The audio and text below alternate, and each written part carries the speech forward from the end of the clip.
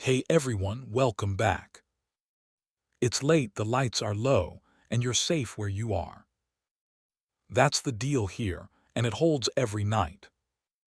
And as always, the rain is falling steady in the background, same storm as every night. You don't need to listen to it or track it. It's just there to sit underneath the stories, something soft between you and the dark. Tonight we've got a good lineup. A toll booth on a rural highway, where the graveyard shift comes with one handwritten rule taped under the register. A house sitter who was asked to send one photo of the living room every night at 9, and the reply that came back on the 12th night. A lake house where something at the tree line learned a dead man's whistle. And to close us out, a small town storm shelter where the headcount has been coming up one person over for 60 years, and nobody minds anymore. One thing before we start, and I mean it. Nothing in these stories can follow you out of them. They end where I stop reading. If you drift off halfway through one, that's allowed, and honestly, that's the point. And do me one small favor. Leave a comment telling me the strangest thing you've ever half seen at night and talked yourself out of. I read every one of them in the morning, with the curtains open and the coffee hot, which is the correct way to read them. All right. Blanket up, phone down, and we'll ease into the first one. It comes from someone whose whole job was to sit alone in a lit box on a dark road, which sounds peaceful right up until it isn't. 3 years ago, I took the overnight shift at a toll plaza on a 2-lane highway out in the hills, the kind of road that mostly carries logging trucks and people who missed their exit an hour ago. The booth is a lit glass box in the middle of nowhere. There's a gate arm, a coin basket, a register, a space heater that smells like burnt dust, and a radio that gets one station clearly and two stations badly. 10 at night to 6 in the morning, 4 nights a week. I took it because it paid $1.50 more than stocking shelves, and because I liked the idea of being paid to be alone. I want that on the record. I liked the dark out there at first. Training took one evening. A supervisor named Hollies, a heavy-set man in his 60s who'd worked that plaza since before the interstate went in, walked me through the register, the gate override, the incident forms. Normal stuff. Then at the end, he crouched down with a grunt and tapped a laminated sheet taped to the inside of the counter, below the cash drawer, where a driver could never see it. The sheet had the official emergency numbers on it, and at the bottom, in handwriting that had been photocopied so many times it looked like stitching, was a rule that wasn't in any manual. Between 3 and 4, take what they give you. Don't make change. Don't lean out. And don't look above their hands. I laughed. Hollies didn't. He stood back up, knees popping, and said that the company didn't know about the rule and didn't need to, that it was passed down from the fella before him, and that I could think whatever I wanted about it as long as I did it. Then he said the thing I still think about at least once a week. He said most nights nothing comes through in that hour anyway. The rule's not for most nights. For the first month he was right. Between 3 and 4 in the morning that road is dead.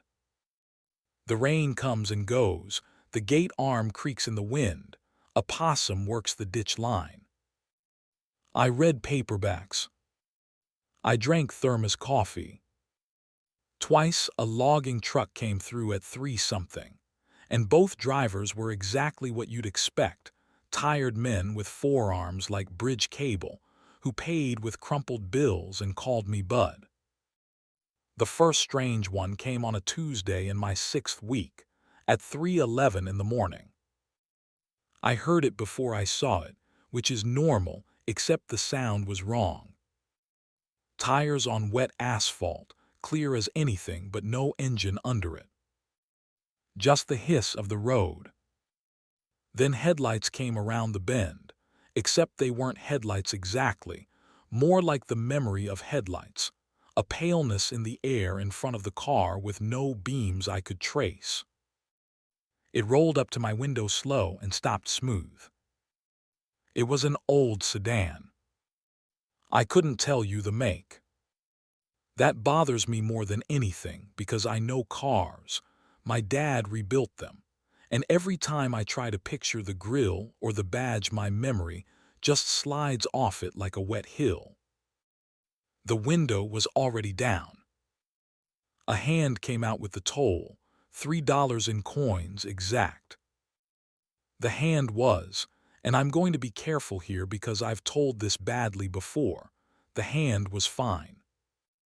5 fingers, a wedding band, a cuff of a gray coat. Fine. But the skin had the color of a photograph left on a dashboard all summer, and it didn't move like a hand that had just counted coins. It moved like a hand that had been holding that exact amount for a very long time, waiting. I took the coins. They were cold in a way the night didn't account for, cold like they'd come out of a creek. And I kept my eyes down, because Holly's rule was sitting 8 inches below my hands on that laminated sheet, and some part of my body had already decided to follow it before my brain voted. I said, "Have a good night." The car pulled through. No engine. Tires on wet road fading. The gate arm came down behind it, and the road was empty in both directions inside of 10 seconds, which is not possible on that stretch, because you can see a half-mile each way. I logged it as one passenger vehicle, cash $3. The drawer count was right at end of shift. The coins were normal by morning, or at least room temperature, and I stopped being able to tell which 3 they were, which also bothered me. After the 3rd visit, I started setting his 3 aside in a corner of the drawer, separate, just to keep track, and every morning at count they had migrated back in among the rest, mixed and anonymous, though the drawer never opened between and the total never varied by a cent. Money, it turns out, wants to be money. It does not want to be evidence. It came through again, 11 nights later. 311. Same hiss, same pale knot light, same hand, same $3 cold from the creek. And then it got regular. Not every night. Never twice in a week. But 1 to 3 times a month, always at 311 for the next 2 years. I want to be clear that I kept the rule every single time. Eyes on the hand, take the toll, have a good night. It became almost routine, which is an insane sentence, but the night shift will normalize anything if it's punctual. I did do some looking, because I'm a person and not a mailbox. I checked the plaza's traffic system, which photographs every license plate at the gate. On the nights it came through, the system logged a vehicle, logged the toll, and saved a photo. Every one of those photos shows the road, the rain if there was rain, the gate arm, and no car. 2 years of them. I printed one once and kept it in my jacket for a week like it would explain itself if I carried it around. It didn't. It's a photograph of an empty road with a timestamp of 311 and a paid toll attached to it. And it's the most frightening piece of paper I've ever owned, precisely because there is nothing on it. I asked Holly's about it exactly once, at a shift change, casual as I could. He was loading his lunch bag into his truck. I said the 311 car. He stopped with the door open and looked at the toll booth, not at me, and said, "You've been keeping the rule." It wasn't a question, but I answered it anyway, and he nodded and said, "Then you and him got no business with each other," and got in the truck. As he pulled out, he rolled the window down and added one thing, almost gently. He said, "Fella before me looked.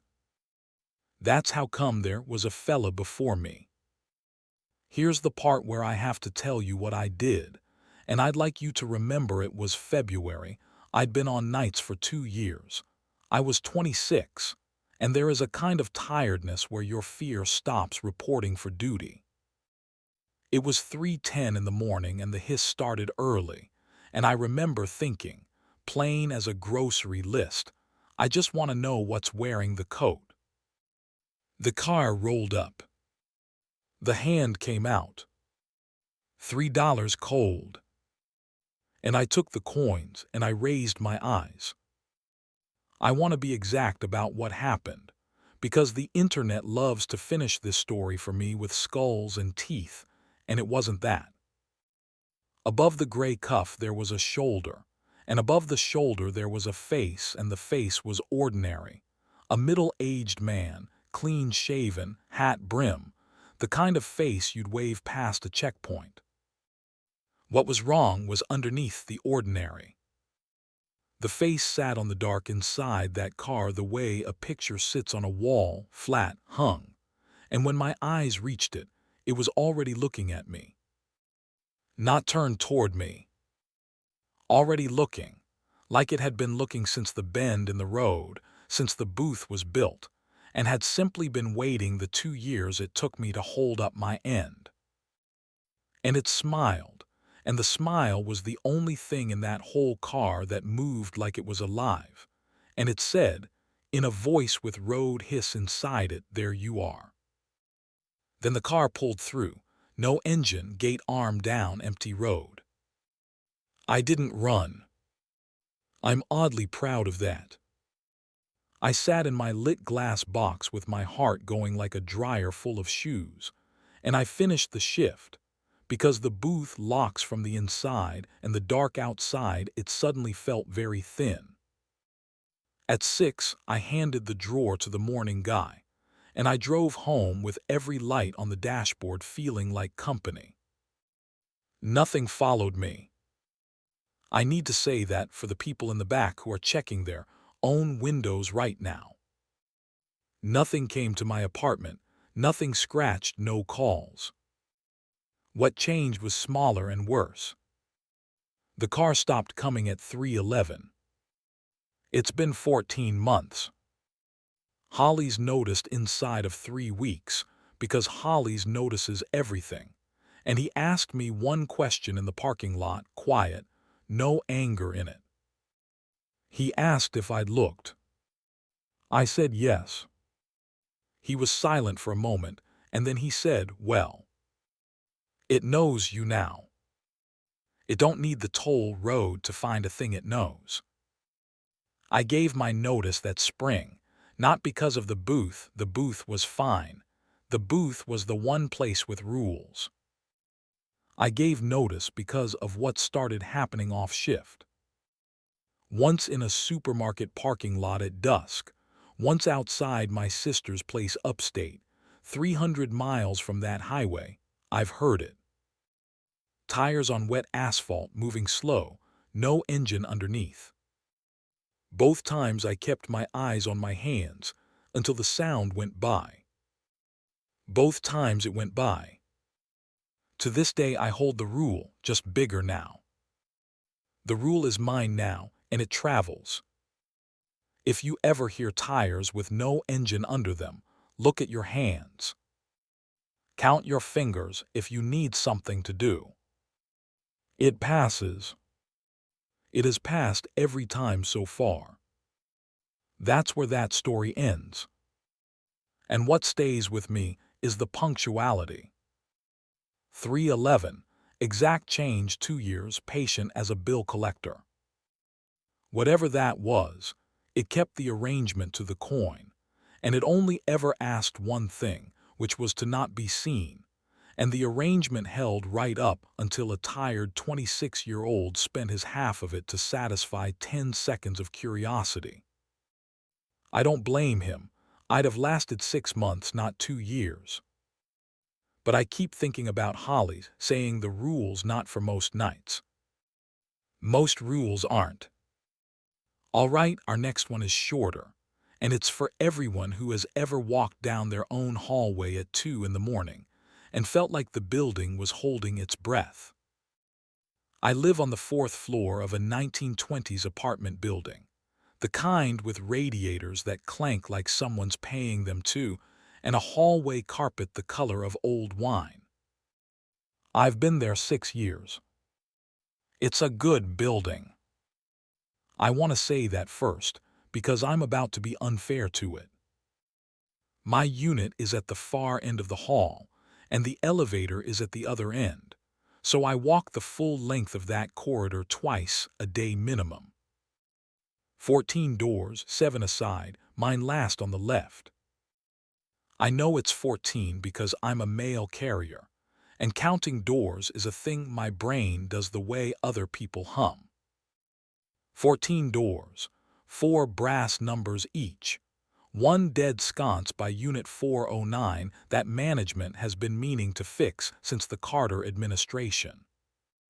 The first time it happened was a Sunday in November, around 2 in the morning. I'd closed at my second job and come home wrecked, and I was walking the hall half asleep, counting doors on autopilot the way you do, and I got to my door on 15. 15. I stood there with my key out and did the thing everyone does, which is assume I'm the broken part. Miscounted. Started at 0. Whatever. I went inside and slept, and by morning it was a funny thought, and when I walked out at 7 the hall had 14 doors, and I counted them twice to be sure, and I felt like an idiot, which is the correct thing to feel, and I'd like the record to show I felt it. It happened again in January. 2:30 in the morning, coming home from covering a night route, dead tired again. 15. This time I stopped and made myself count slow, touching each number plate with my eyes, and I got 15, and I could not for the life of me find the extra one because they all looked right. Right doors, right brass, right dead sconce by 409. The count was wrong, and nothing in the hallway would admit to it. So I did what any tired public servant does, with an impossible thing at 2:30 in the morning. I went to bed. But I started paying attention, and by paying attention I mean I started counting that hall every single time I walked it, at every hour, for months, like a lunatic with a lease. And here's what I can tell you. Daytime 14, every time rain or shine, tired or rested. And past midnight, most nights 14. But some nights, always after 2, always when the building was dead quiet, 15. Never 16. Never 14 and a half, whatever that would look like. 15. I got methodical, because methodical is how I stay calm. One night in March, when the count came up long, I walked the hall and read every number out loud under my breath. 401, 402, 403, and so on down the line, and every number was correct, and none repeated.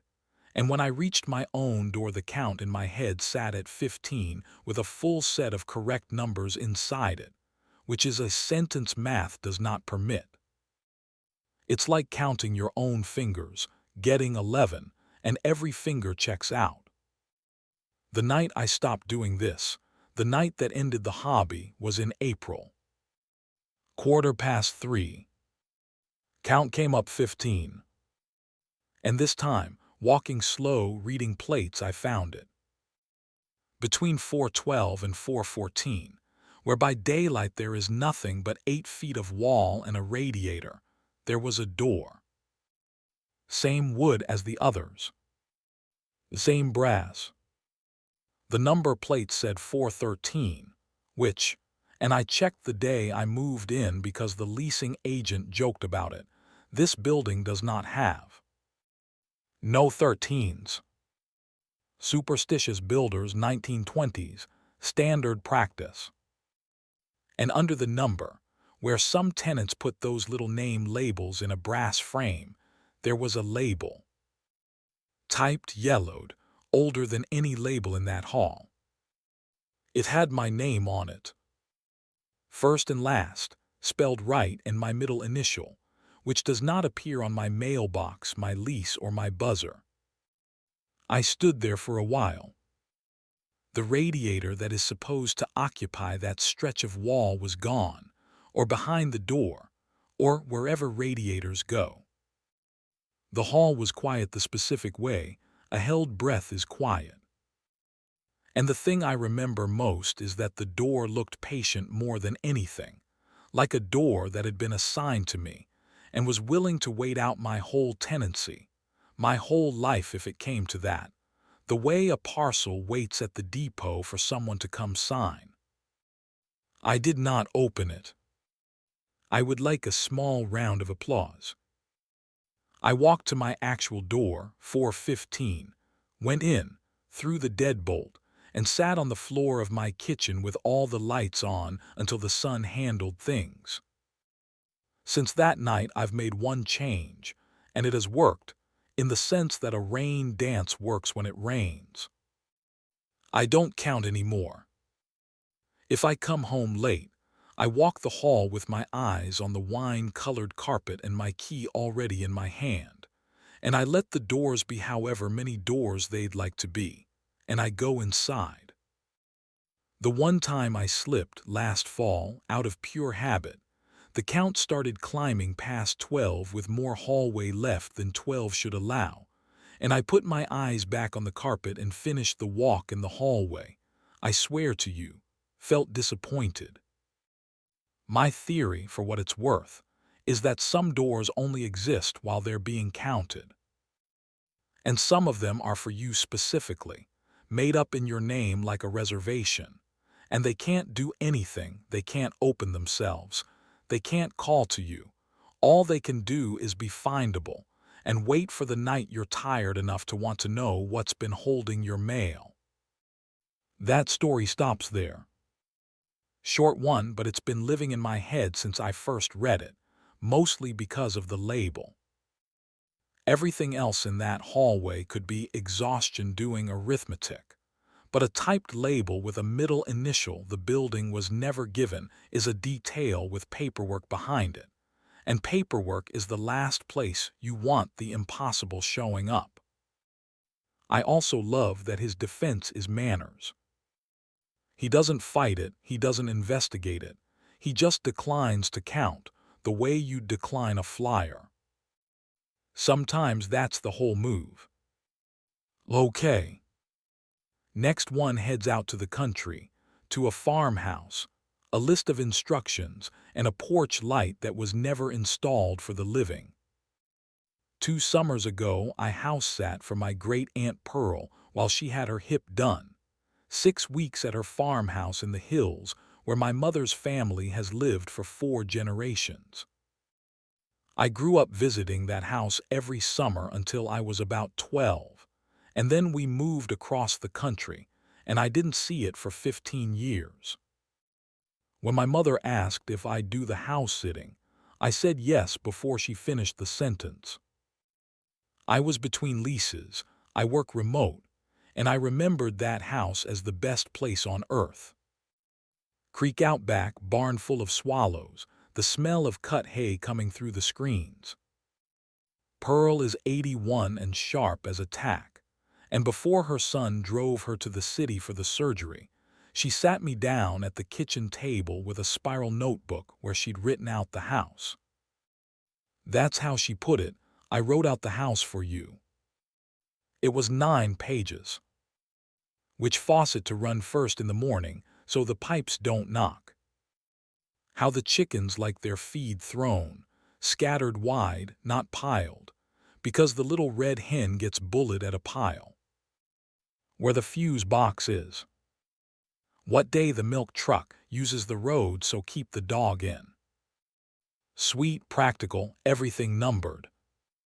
Number 14 was different.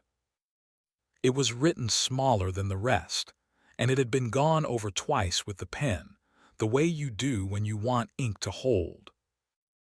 It said if the porch light comes on by itself, leave it be.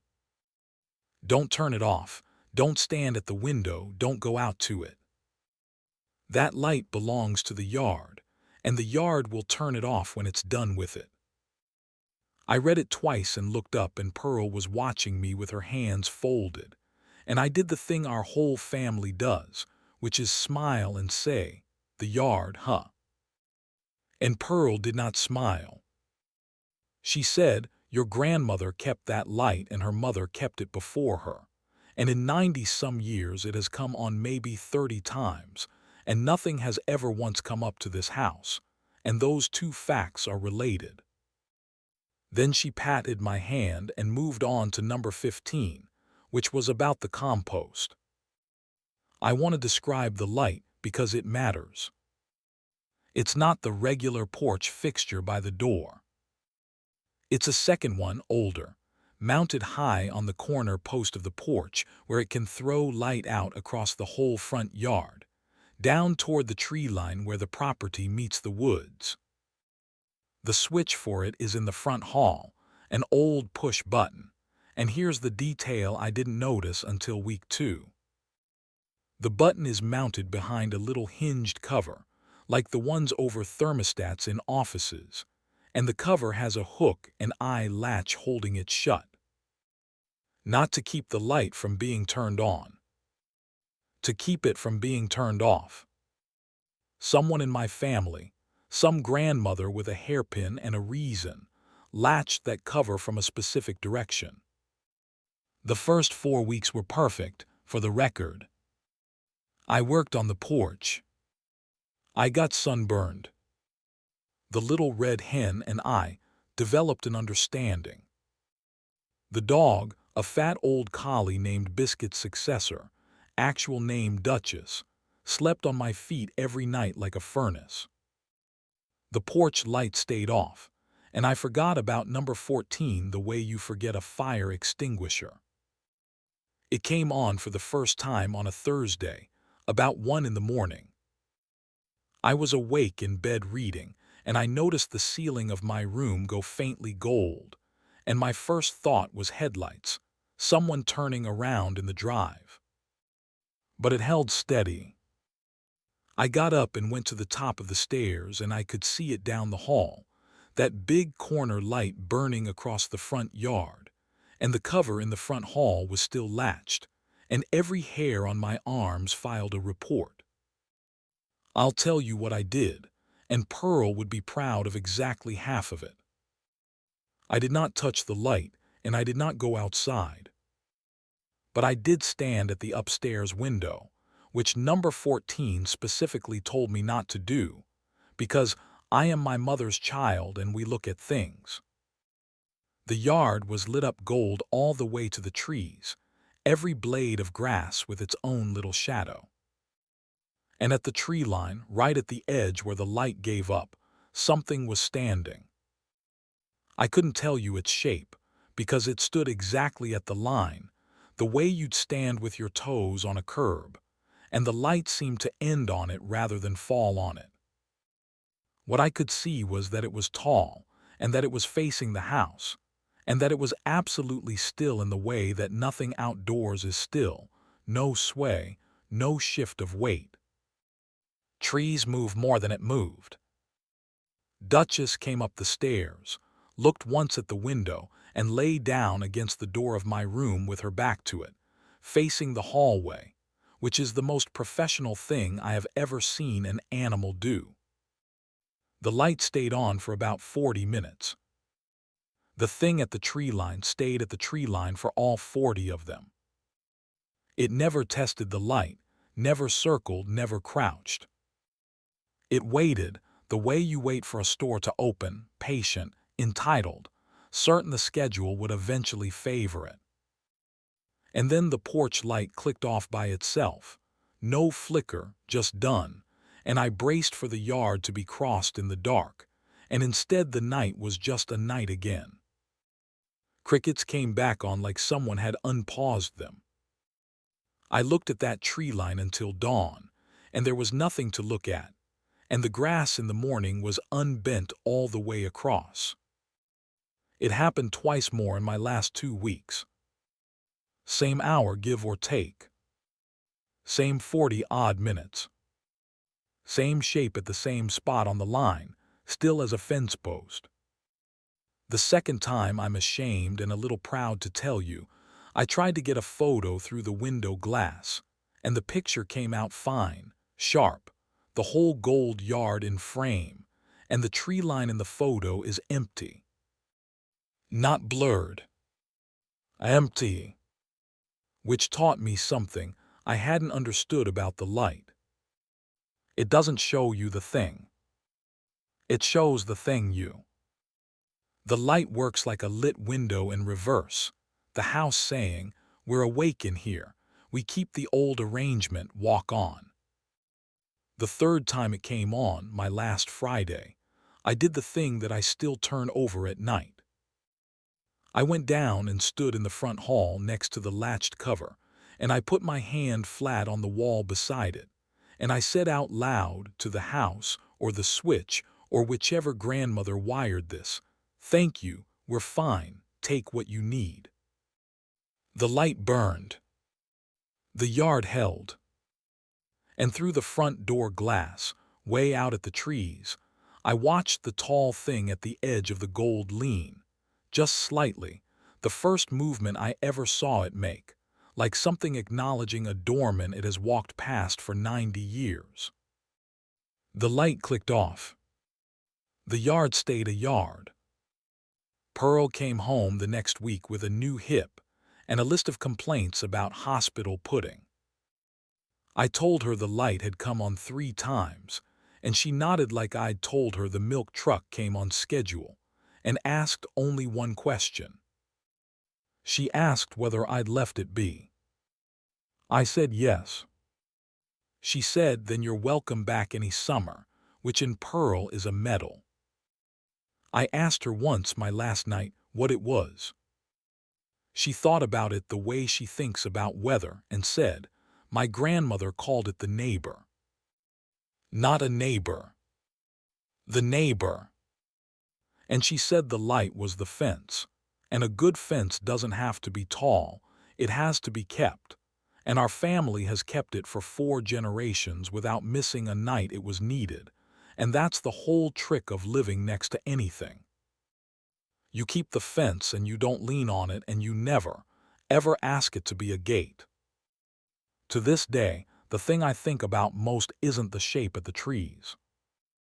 It's that latch on the switch cover, hook and eye, dime store hardware, holding shut for 90 years. Somebody's grandmother knew that the danger was never the dark outside. The danger was a family member standing in the front hall at 1 in the morning, annoyed at a wasted bulb. That story comes to an end.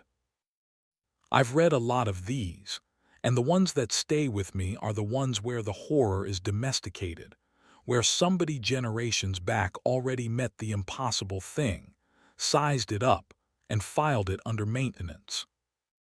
9 pages of house notes, and the monster is item 14, between the fuse box and the compost. And notice nobody in 4 generations has tried to win. No shotguns, no priests, no cameras in the yard. Just a bulb kept like a promise. There's something almost restful in that, which is why it's in tonight's lineup. All right, pull the blanket up. Our next story gets in a car, and it's for everyone who has ever given a stranger a ride and spent the whole drive aware of the exact distance between the two of you. For about a year and a half, I did casual carpool in a mid-sized city I'd rather not name, because some of the people in this story still drive that line. If you don't know the system, it's simple and it's older than the apps. There's an unofficial pickup spot near the transit center, a coffee kiosk on Delancey with a green awning, and drivers who want to use the carpool lane across the bridge stop there in the morning and take 2 passengers. Free, everybody wins, 20 minutes saved. It runs on nothing but habit and eye contact. No company, no accounts, no records. Remember that last part. The regulars sort themselves out fast. There's a nurse named Inez who reads the same paperback for months at a time. There's a guy everyone calls Coach who narrates traffic like it's a game he's losing. And there was the man in the brown coat. I picked him up my second week. He was standing a little apart from the line, which I took for politeness, and when I pulled up he got in the back seat, behind the empty front passenger seat, and said, "Thank you," in a voice like paper sliding on paper, and that was the last thing he said for 11 miles. Brown wool coat in all weather. Hat in his lap. Hands folded on the hat. He smelled faintly of an old closet, cedar and cold air. When we came off the bridge he said, "Here is fine," at the corner of Ash and Varing, and I let him out, and he stood on that corner without walking anywhere while my light was red, and was gone from the mirror before it turned green. Fine. Cities are full of quiet men. I drove the line 3-4 mornings a week, and I got him maybe once a week. Always the back seat behind the empty chair. Always thank you, always here is fine, always Ash and Varing. It took me 2 months to learn the things the other drivers already knew, and I learned them the way you learn anything in a carpool line, in pieces, over coffee, half joking. The first piece came from Inez, who got in one morning, saw the brown coat already in the back, and took the front seat with a very small hitch in her movement, like a stair that wasn't where her foot expected. Later, just the 2 of us, she said, "You know about Ash and Varing?" I said his corner. She looked at me over the paperback and said, "There's no Varing. Ash runs into the industrial park and dead ends at the old cannery fence. There is no cross street there. There is no sign. I've delivered flowers in the city for 6 years," she said. "There is no Varing. I drove there once, on a Saturday, no passenger." She's right. Ash Street dies at a chain-link fence with a cannery behind it that's been shut since before I was born. No corner. No sign. But here's what I can testify to under oath, whatever an oath is worth on this topic. On weekday mornings, with him in the back seat, there is a corner. There's a sign, green, city standard, Ash and Varin, and there's a stretch of sidewalk in front of a gray building I can never quite describe an hour later, and I have let a passenger out onto that sidewalk upward of 40 times. The second piece came from Coach, and Coach doesn't do quiet dread, so he just said it in line one morning, loud like a stat. He said, "You know, nobody's ever seen him walk to the pickup." "Think about it," he said. "He's never walking up. He's never waiting when it's empty. There's a line of 4 people, no brown coat. You look down at your keys, and now the line is 5. Coach laughed after he said it, and nobody in the line laughed with him, and the line was 5, and the 5th was the brown coat, hat in his hands, patient, and I would bet my car he heard every word, and it moved him the way weather report moves a mountain. And the third piece is the rule, and I got the rule the way you should always get a rule, from someone who kept it for a long time and got tired of the responsibility. An older driver, retired city guy named Odell, drove that line for 18 years before his knees quit.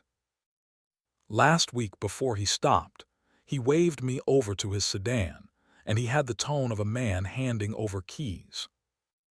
He said, "The fella in the brown coat. Take him when it's your turn, don't skip your turn, don't ask him anything. And this is the one that matters, don't ever be the last car." I said, "Last car?" Odell said, "The pickup runs 7 to 9. If it's getting on 9 and he's in the line, somebody takes him before the line shuts down. Somebody always has. You do not want to be there at 9 with him, still standing on that curb, and you especially do not want to be pulling away from that curb at 9 with him in your mirror." I asked, obviously, what happens. And Odell looked at me with genuine kindness and said, "No idea. Nobody's ever let it happen. That's the whole system, son. Nobody's ever let it happen. So for a year, I was part of the system. It costs almost nothing, is the honest truth. He takes up one seat, he thanks you.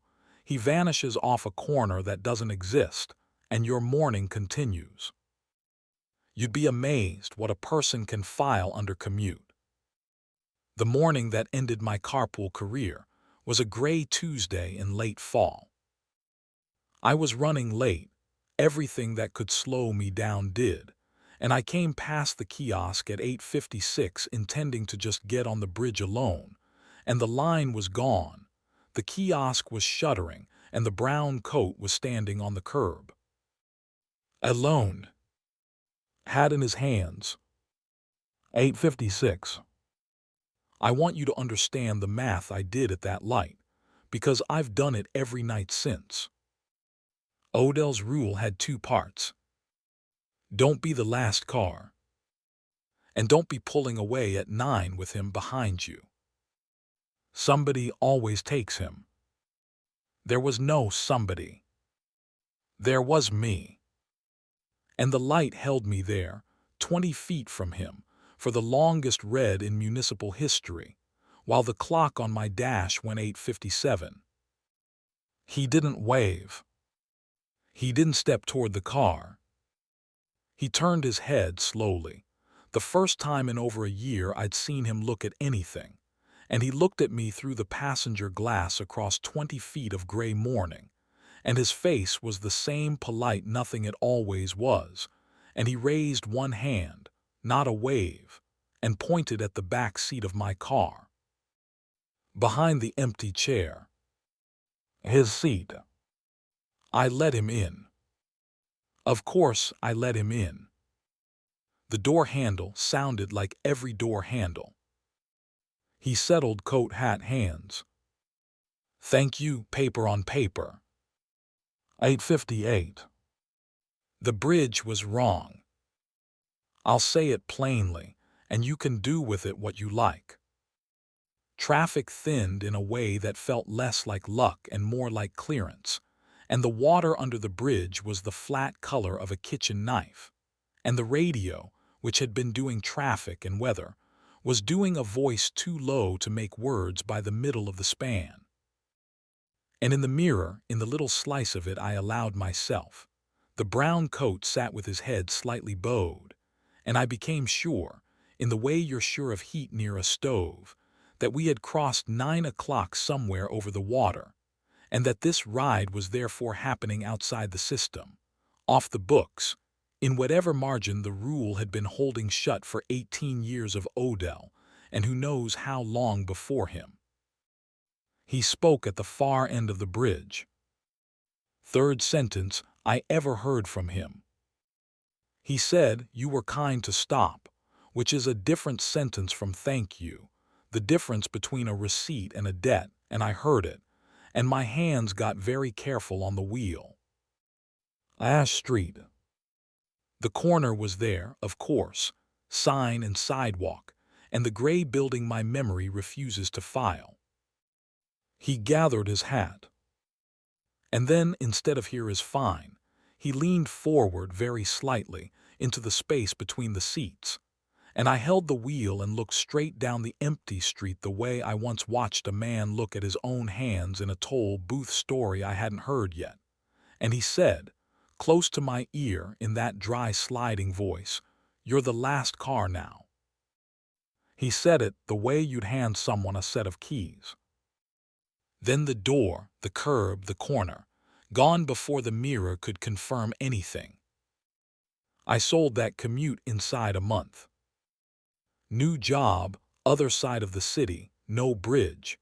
And if that sounds extreme, I invite you to hear a debt collector announce your promotion from the back seat of your own car, and then price your options. I don't drive the Delancey line. But I'll tell you the two things that have happened since, and then I'm done. The first is that Inez called me in the spring, because carpool people keep each other's numbers, and she asked, carefully, whether I'd stopped driving the line, and I said yes. And she was quiet and then said, "He's not in the line anymore. Nobody's seen the brown coat since the fall. A year of mornings, no coat." And I could hear in her voice that she thought that was good news, and I didn't correct her. The second is that some mornings in my new neighborhood on the far side of a city he should have no address in, I'll come out at 7 with my coffee, and down at the corner, at a bus stop the transit authority's own map does not show, a line of strangers will be waiting. And standing a little apart from them, polite, patient, hat in his hands, there is a man in a brown coat, and he does not look at me. And I do not look at him longer than it takes to count him. And I get in my car and I drive the long way because I am the last car. He told me so himself. And I have decided the job comes with one duty only, which is to never, ever be needed. And that's all of that one. The detail that gets me is the pointing. A year of perfect passivity, and the one time the system fails, he doesn't plead and he doesn't threaten, he assigns. Whatever he is, he understands succession. He understands shifts and handovers, which means somewhere back down the line there was a first driver, and a reason. And I noticed that Odell, who knew the most, made very sure to retire before explaining any of it. The rule survives because nobody's ever let it happen is the most human sentence in the whole story, and the most fragile. Okay, our next one is quicker, and it's set in the one place on Earth where nothing strange should be able to survive the fluorescent lighting, a big box store at 3 in the morning. I stock shelves overnight at one of those giant everything stores, the kind with 40 aisles and its own weather. Overnight crew is 6 people, and a floor waxer named Carl who is basically furniture. It's decent work. You've got your zone, your pallets, your scan gun, and the scan gun is the whole story, so let me explain it for the office workers. Every item and every shelf has a barcode. You scan the shelf label, you scan the item, and the system marries them, so the computer always knows what lives where. The gun has a little screen. It tells you where to go next. You do what the gun says all night, and honestly, there are worse managers. My 3rd month, I'm working grocery, and the gun finishes my aisle and the screen says next location, aisle 14B, bay 6. And I stand there like a rube, because our aisles go up to 13, and then it's the pharmacy wall. There is no 14. There is definitely no 14B. I figure it's a glitch hit skip. The gun sulks the way they do, reroutes me. Night goes on. It happened enough times over the next month that I mentioned it in the break room, and the reaction taught me it wasn't a glitch. Nobody laughed. Tomas, who's been overnight for 9 years and has seniority over the actual shelving, put down his sandwich and said, "You hit skip, right?" I said, "Yeah." He said, "Good. Always skip 14B. Don't ask the gun about it. Don't clear the task, just skip. And if the gun ever tells you that you are in 14B, put the gun down on the floor, gently, and walk to the registers, and stay in the light at the registers until someone comes to find you." I waited for the punchline. Tomas went back to his sandwich. Carl from the corner, without looking up from his crossword, said, "Listen to him. And when the furniture speaks, you listen." I skipped 14B for over a year. Skip, skip, skip, hundreds of times, a little reflex, like stepping over the curb. And the whole time, I built a comfortable theory. Ghost location in the database, some merged floor plan from another store, IT debt, spooky sandwich talk. I stocked cereal under that theory very happily. Then in February we got a new hire. A college kid, Ferris, sweet, fast, wanted the full-time slot bad. And on his fourth night his zone finished early and his gun told him 14B base 6. And nobody had given him the sandwich speech yet, because we are idiots and the speech isn't in the onboarding packet. And Ferris did what a keen kid does with a location he can't find. He didn't skip. He hit the button on the gun labeled locate, which makes the shelf label's little light blink so you can find it. I was 2 aisles over in soup. I heard it start. Every shelf label in the store, and there are thousands, they all have a tiny red diode, and every one of them began to blink in unison, aisle after aisle lighting up in a slow pulse like the whole building had a heart rate. The overhead fluorescence dimmed on the same beat, down and up, down and up. And the gun in my own hand, which I hadn't touched, changed its screen on its own, and it said current location, aisle 14B. Not next location. Current. Tomas came around the end cap moving faster than I'd ever seen him move, and he wasn't running toward Ferris. He was collecting people, and his voice was flat and loud. Guns on the floor. Registers. Now. And we all did it, 5 of us. Guns down gently on the tile like sleeping animals, and we walked. And the labels pulsed all around us. And the store, our store, 40 aisles we could walk blindfolded, was longer than it should have been on that walk. I'll say it once and stand behind it. The walk to the registers took more store than the store has. Ferris met us there, white as printer paper, holding no gun. And he only ever told us one thing about the 90 seconds we couldn't account for him. He said the locate light had led him. Blink to blink around the pharmacy wall, to an aisle he'd never seen, normal shelves, normal tile, stocked top to bottom, every product in its place. And every box, every can, every label was blank. White boxes, white cans, white price tags with no numbers. A full aisle faced and fronted, of nothing waiting. And at the far end of it, he said, the aisle marker hanging from the ceiling said 14B, and under the 14B it listed the aisle's categories the way they all do, and he read the categories. And that's the part he'd only say once, quietly, at the registers, with the lights still pulsing. He said the sign listed our names. All 7 of us, the whole overnight crew, in the order of our hire dates. Like a planogram. Like the aisle was stocked for us, or with us, or would be. The pulsing stopped around 4. The store shortened back to normal, if that sentence can be forgiven. The guns, when we picked them up at dawn, had no record of the night, no 14B task, no locate event, nothing. And the store's task log for those hours is empty. which for a system that logs when you sneeze is its own kind of evidence. Ferris quit that week, on good terms, no drama. He works days at a garden center now, and I hope the sunlight is everything he wanted.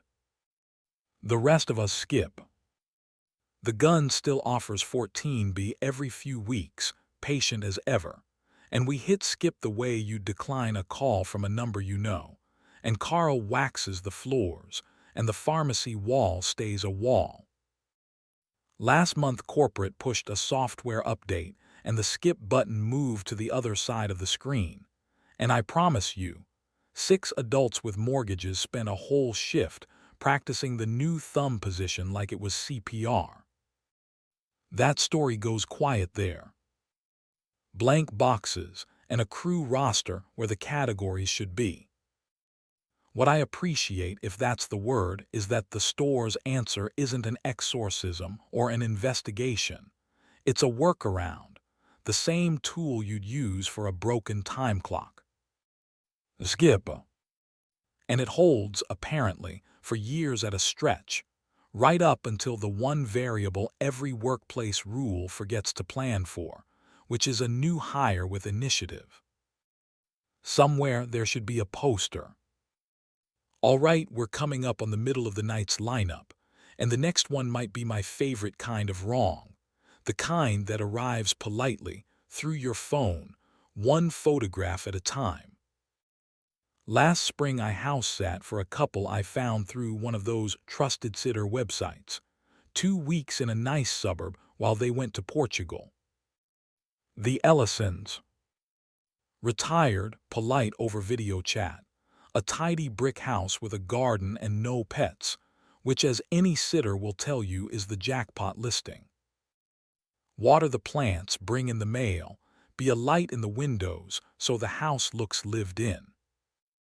Easy money. The one unusual request came in the handover email, and Mrs. Ellison flagged it herself as, quote, our silly little ritual. Every night at 9, they wanted me to take a photo of the living room and text it to them. Just the living room from the doorway, and this was underlined in the email, please make sure the green armchair is in the picture. That's all. She said her husband liked to see the room at night. It settled him while traveling, and the armchair had been his mother's.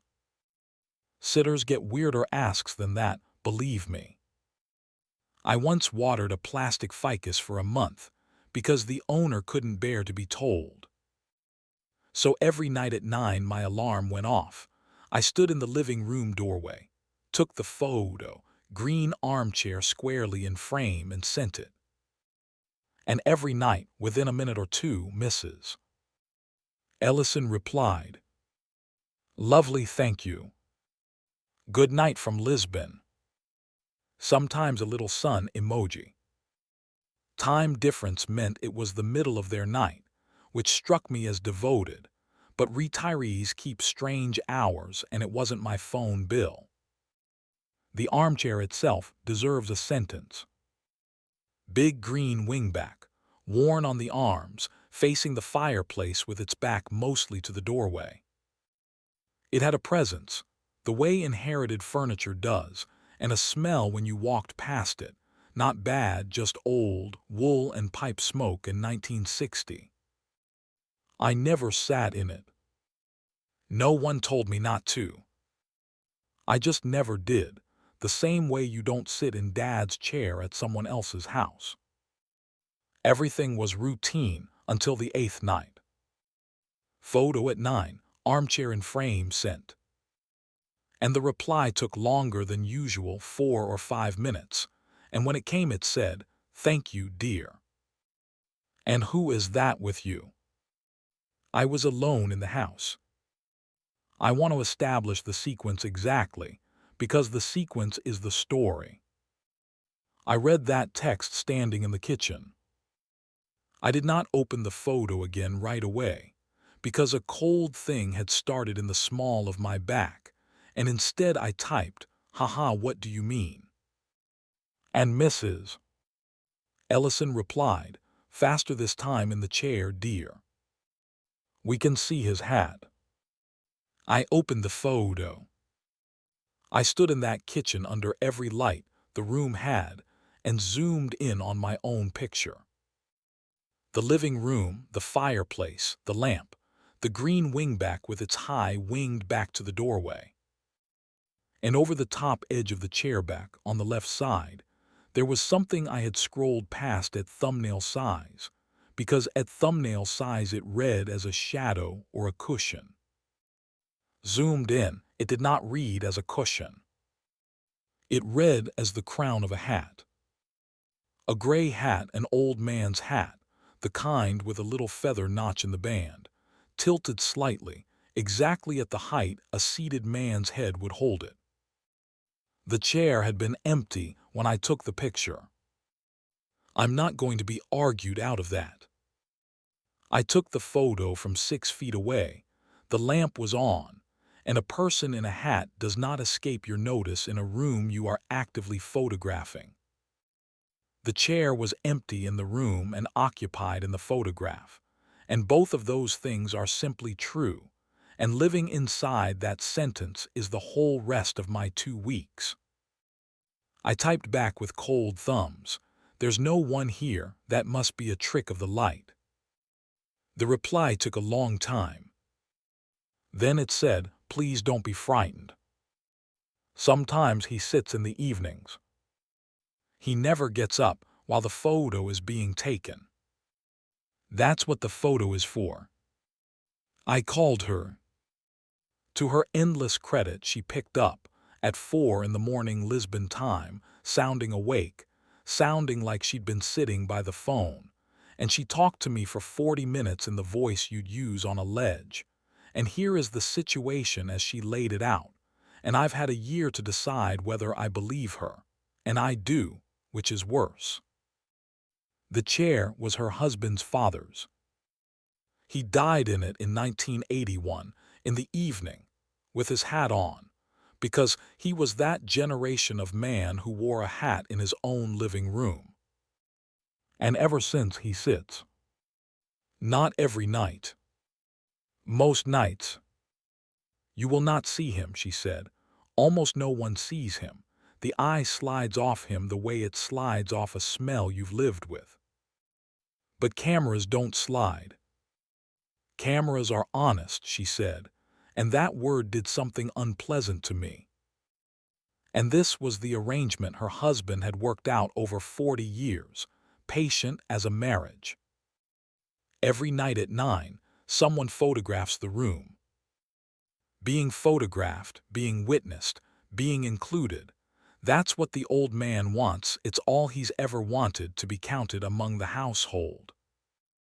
And as long as he is counted, every single night, no gaps, he is content to sit. I ask the question you're shouting at your phone right now. What happens if there's a gap? And Mrs. Ellison was quiet, and then she said, "The last gap was in 1994, when we were snowed in at her sister's, and the film camera we'd left with the neighbor jammed. 2 nights, no photograph. And when they got home, every chair in the house, all of them, kitchen chairs, desk chair, the piano bench, had been turned to face the front door. And their bed," she said, "still made, neat as a pin, was standing on its end against the bedroom wall, and on the floor where the bed belonged, dead center, sat the hat. And her husband picked up the hat and put it on the green chair and took a photograph, and the house was a house again by morning. So," she said gently, as if assigning a chore, "you'll keep taking the photo, won't you?" I kept taking the photo. 6 more nights. I would stand in that doorway at 9 with my heart going, and the phone as steady as I could make it, in a room that looked empty and had stopped feeling empty. Because once you know how to almost see something, your neck knows it's there, even when your eyes keep the old agreement. The smell of pipe smoke was stronger at 9. I'll swear to that. And every night the photo showed the crown of the gray hat over the wing of the chair, sometimes tilted left, sometimes right, once, on the 11th night, tipped forward the way a man's head tips when he's fallen asleep over the sports page. And that one, God help me, was almost tender. The last night, packing done, cab booked for morning, I stood in the doorway at 9 and took the photograph. And before I could stop myself, out loud to the room, I said, "Good night." And I heard from the direction of the fireplace, small as a settling floorboard but shaped, absolutely shaped, the two clicks of a tongue that old men make instead of words when they mean, "Good night yourself," and get on to bed. The photo that night shows the hat, and shows something none of the others show, and misses. Ellison's reply came in 1 second, the fastest of the whole trip, and it said only, "He likes you." On the arm of the chair, in that last photograph resting where a seated man's hand would rest, there is a hand. Old, spotted, perfectly at ease. And it is, very slightly, blurred in a photograph where nothing else is blurred. And the specific way it is blurred is the way a hand blurs when it is being lifted, in a small wave, hello or goodbye or count me in, at the exact moment the shutter went. The Ellisons gave me a 5-star review. "Wonderful sitter," it says. "Very reliable with our evening routine." I've thought about that phrase for a year. And every so often, around 9 at night, in my own apartment in my own doorway, I catch myself glancing at my one armchair, a cheap gray thing from a warehouse store with no history at all, and I have to talk myself out of taking its picture. Because that's the thing, nobody warns you about arrangements. You don't just learn them. You carry them. Somewhere in me now there is a 9 o'clock, and it is looking for a chair. That's where that story ends. The line I can't shake is cameras are honest. Everything in that house runs on a compromise the human eye agreed to decades ago. The eye slides off. The household pretends. And the photograph is the one nightly moment of truth everybody, living and otherwise, has decided they can live with. 1 second of being seen, in exchange for stillness. It might be the most reasonable ghost I've ever read. And the wave at the end, I'm sorry, the wave is worse than any chase scene, because a wave means he knows exactly when the shutter clicks. Being caught doesn't enter into it. He's posing. Okay. Stay with me, next one comes in over text message, 1 day ahead of schedule. This started 14 months ago with a text from a number I didn't know. No name, local area code. It said, "Tell Danny the back door was left open again." I did what you do. I typed wrong number, sorry. No reply. 2 days later, same number. Danny left his jacket here, the blue one, he'll be looking for it. I typed still the wrong number, there's no Danny here. No reply. And that was almost the end of it. A 5-second story about area codes, except for the detail my brain snagged on and wouldn't release. I do have a blue jacket. And on the night of that second text, I could not find it, and I found it 2 days later at my sister's place, where I'd left it. Which proves nothing. People own blue jackets. I filed it under coincidence, which is the drawer everyone's story like this starts in. The texts kept coming, 1 or 2 a week, always about Danny, always mundane. Danny's late again. Danny forgot the milk, 2nd time this week. Tell Danny the porch step is loose before someone breaks their neck. I stopped replying, which is what you're supposed to do, and I'll admit I didn't block the number, And when people ask me why not, I tell them the truth, which is that around week 3 the texts started being about my day. Not obviously. Never names, never my address, nothing a lawyer could hold. But I'd trip on my own porch step, actually trip, catch myself on the rail on a Tuesday evening, and Wednesday morning the phone would buzz. Tell Danny the porch step is loose before someone breaks their neck. I'd forget milk at the store, stand in my kitchen mildly annoyed about cereal, and the next day Danny forgot the milk, second time this week. And it had been the second time. The texts were my life, ordinary as laundry, arriving one day late, addressed to a man I'd never met. I tested it, because the alternative to testing it was thinking about it, and thinking about it was going badly. I did deliberate, meaningless, specific things.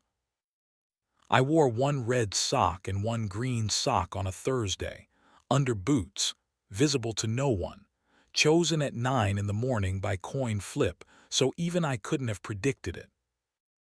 Friday, 11 a.m. the phone buzzed. Danny's socks didn't match yesterday, red and green, like a little Christmas. Tell him people notice. Tell him people notice. I stood in the break room at work, holding that phone for a long time.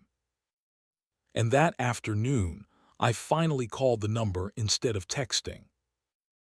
It rang once, and then a voice answered, and the voice was the flat, warm, municipal voice of an automated system, and it said, "Thank you for calling.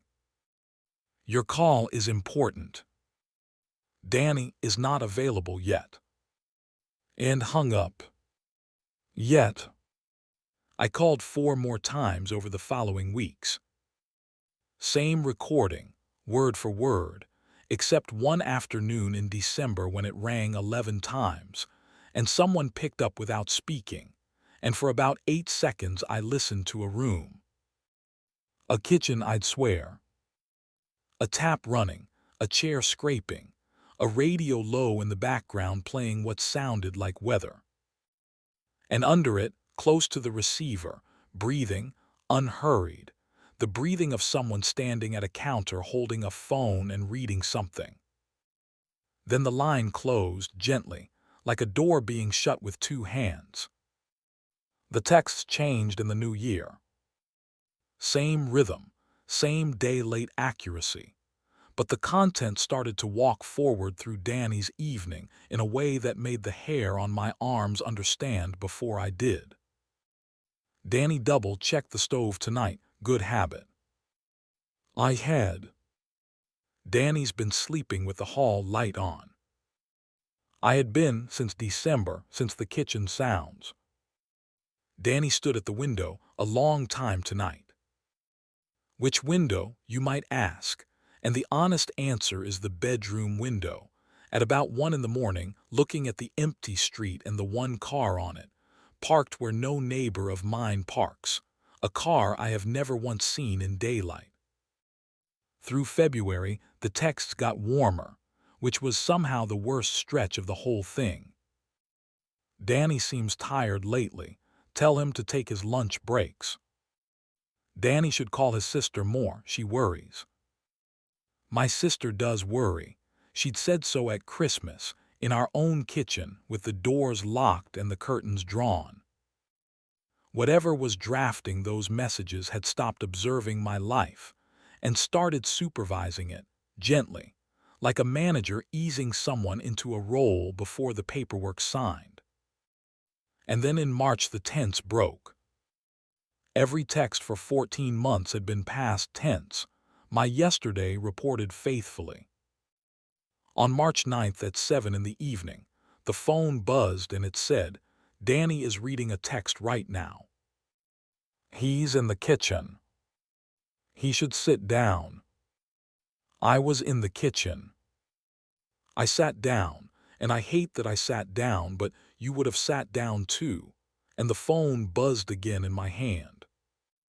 "There you are," it said. "It's been Danny the whole time." He's ready now. We'll come by tomorrow about the jacket. That was March 9th of last year. I did not sleep at home on March 10th. I stayed at my sister's, 300 miles of highway between me and my kitchen, and I lay awake on her fold-out until 4 listening to A Quiet House, and no one came, and nothing buzzed, and I drove home on the 11th feeling like I dodged something by a technicality. On my porch, folded neatly over the rail, was my blue jacket. The one hanging in my own hall closet, which was still hanging in my own hall closet when I checked. So now there are 2, identical down to the ink stain on the left cuff, and I have not touched the one from the porch. It hangs on a nail in the garage, and some mornings it is damp when nothing else in the garage is damp.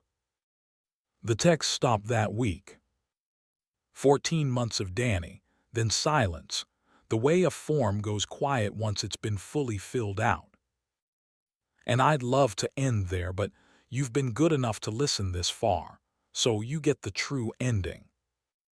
3 weeks ago, my neighbor 2 doors down, a nice young guy who moved in over the summer, stopped me at the mailboxes, laughing, holding up his phone. "Weirdest thing," he said. "Some wrong number keeps texting me about a guy. Won't quit." He turned the screen toward me, still laughing, and I read the newest message over his shoulder, and it said, "Tell Danny his neighbor finally got the messages too. The porch step is still loose. We never did come by. We're patient." I fixed my porch step that weekend. It felt important to have one thing on that phone stop being true. That story stops there. 14 months of surveillance so gentle it reads like caretaking. That's the trick of this one. Milk and socks and stove knobs, the language of a spouse, aimed at a stranger. And I keep circling the phrase "it's been Danny the whole time," because it means the name came first and the person was fitted to it, like the jacket, measured at a distance, made in duplicate, delivered when ready. Whatever is on the other end of that number isn't hunting. It's onboarding. All right, quick pause here in the middle of the night. If these stories are doing their job, if you're heavier in the pillow than you were an hour ago, hit subscribe, because there's a new batch of these every single night, and it takes one tap. All right, pull the blanket a little higher. Let the rain keep doing its work, and we'll go on. This next one is short, and it takes place entirely at one crosswalk, on one ordinary block, on about 200 consecutive mornings. For a couple of years, I walked the same 8 blocks to work, 7:40 out the door, coffee cart on 5th, badge in at 8. Same route, same faces, the way city mornings sort themselves into a deck of regulars. The woman with the 2 identical dogs. The saxophone guy who only ever practiced scales. And the man at the crosswalk on Halloran Street. He was there my first morning and every morning after. 60s, tan raincoat, briefcase, gray around the ears, the most ordinary man ever printed. And he was always crossing. That's the thing. Not waiting to cross, not finished crossing. Mid-crosswalk, mid-stride, right foot forward, about a third of the way across Halloran, every single morning, at whatever minute I happen to reach that corner. 7:51, there he is mid-step. Running late at 8:05, there he is, mid-step, same stripe of paint under him, same foot forward. You don't notice something like that all at once. It assembles. For months he was just a fellow commuter, and then one morning my brain quietly slid the folder across the desk, the way it does, and the folder said, "You have never seen this man reach the other side." And I laughed at myself at first, And then I started checking, which ruins everything. Checking always ruins everything. I'd hold the corner an extra 10 seconds and watch. And in 10 seconds, a man a third of the way across a small street should gain the far curb, and he never did. He advanced. I want to be fair, he moved, coat swinging, briefcase swinging, shoes doing everything shoes do. He simply never got anywhere. It was like watching a man walk on a treadmill made of street. Nobody else looked at him. Cars didn't slow for him and also never hit him. They arrived at his stripe of road after he was somehow not occupying it, without anyone braking, the geometry politely refusing to produce a collision.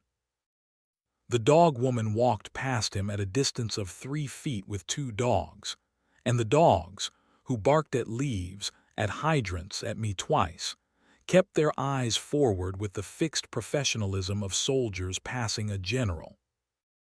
I did the sensible city thing for over a year, which is nothing. He crosses forever. I have a job, live and let live, or whatever the appropriate verb is. But I changed my walk in small ways. I only admitted to myself later. I stopped crossing Halloran at his crosswalk. There's another 130 yards up. I told myself it had a better coffee cart angle. The morning it ended or began was a Tuesday in late October, foggy, the streetlights still deciding whether to quit. I was early, the block was empty, genuinely empty, no dog woman, no traffic, just me and the fog and the crosswalk. And him mid-step, right foot forward, briefcase mid-swing. And because the block was empty, and because a year of curiosity has a compound interest rate, I stopped at the corner and I looked at him. Directly. Openly. The way you're never supposed to look at anyone in a city, the way I'd been not looking for 2 years. He stopped walking. I want to be precise about how wrong that was. A man stopping walking is nothing. But this man stopping was like a ceiling fan stopping when no one's touched the switch. The coat settled. The briefcase went still at the bottom of its swing and hung there. Mid-crosswalk, 1/3 of the way over Halloran Street, right foot forward and now motionless in the fog, at 7:39 in the morning. And then he turned his head. Only his head. The rest of him held the stride, foot forward, weight mid-transfer, a posture that costs a living body real effort, and his head came around smoothly to face me, and across 30 feet of fog he looked at me with an expression I have spent a year trying to name, and the closest I can get is relieved. The face of a man in a waiting room when the nurse finally calls something. And he raised the hand without the briefcase, and he pointed at the far curb. The curb he never reaches. And then he pointed at me. And then, in a voice that arrived close to my ear instead of across the street, a dry, courteous voice, he said, "I've held the door long enough. Your turn to hold it." The fog did a thing fog does, thickened on an exhale, and when it thinned the crosswalk was empty. First time in 2 years. Just wet paint stripes and a street. I did not take my turn, whatever that would have meant. I turned around, walked 3 blocks out of my way and used the far crossing, and I've used the far crossing ever since, and I know how that sounds, superstitious. A grown adult routing around 30 yards of empty asphalt. But there's one thing I have to live with, and now you do too. The crosswalk on Halloran isn't empty anymore. There's a new regular, been there about a year now. Young guy, headphones around his neck, always mid-step, right foot forward, a third of the way across, every morning at whatever minute you arrive. Nobody looks at him. The dogs keep their eyes forward. And once, just once, in a shop window's reflection, I let myself check whether he ever reaches the curb, and in the reflection he was already turned toward me, mid-stride, patient, and I have not checked again, because I heard the rule out loud, and the rule is a door, and somebody has to hold it, and it is not going to be me. And that's all of that one. Held the door. 2 years of a man performing an endless errand, and it turns out the errand was a shift, staffed, apparently, since before our narrator's first morning, handed off to whoever finally looks. What unsettles me most is the relief on his face, because relief means it worked, means looking is signing, and the young guy with the headphones looked. Somewhere he had a badge in time too, and a coffee cart, and now he has a stripe of paint. Use the far crossing, everyone. It costs 30 yards. All right, one more before the radio story, a shorter domestic one, for everyone whose bathroom has ever felt 1 degree too occupied at 3 in the morning. When I moved into my current apartment 4 years ago, it came with a medicine cabinet. Old one, real wood, mirrored door, clearly original to the building, and the landlord offered to swap it for something modern, and I said no, because I like old things, and I would ask you to hold your applause on that decision until the end. The first thing I found was the note. Taped to the inside of the cabinet behind the aspirin shelf, a strip of masking tape gone amber with age, and on it, in ballpoint, in the careful print of somebody being deliberate, 4 words. Run slow. Leave it. I took it for plumbing advice. Old buildings are full of taped wisdom about taps and radiators, and there's a hot water knob in that bathroom you genuinely do have to leave alone. So the note filed itself under maintenance, and I forgot it for about a year. The first time I noticed the mirror, actually noticed it, was a work night in my second winter, brushing my teeth at around 1 in the morning, dead tired, and I raised my free hand to wipe steam off the glass, and the mirror raised its hand to meet mine a beat late. Small. A half second, maybe less. The kind of thing you immediately blame on yourself, on tiredness, on the brain's frame rate. And I stood there and did the test everyone does, the little wave, and the reflection waved back in perfect time, and I laughed at myself and went to bed. But over the following months I kept half an eye on it, because once a thing like that happens you keep half an eye on it forever, and a pattern showed up. It only ran slow late at night. Daytime, weekends, guests washing their hands, perfect mirror, ordinary physics. After midnight, alone, tired, the lag would show at the edges. I'd turn my head, and the reflection's turn would finish just after mine. I'd click off the light and swear the dark in the glass, arrived a breath behind the dark in the room.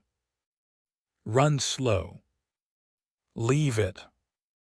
I started reading the note differently around then, and I'd like to report that I left it.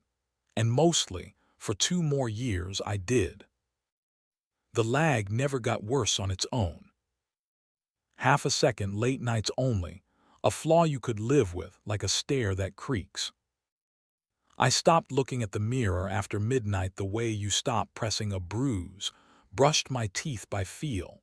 And honestly, the arrangement worked, the same way every arrangement tonight has worked, right up until somebody got curious. Last October I got curious. I'd had a long, stupid week. I was standing at that sink at 2 in the morning, and the lag was the worst I'd ever seen it. A full second, long enough that, when I raised my toothbrush, the me in the glass was still reaching for the tap.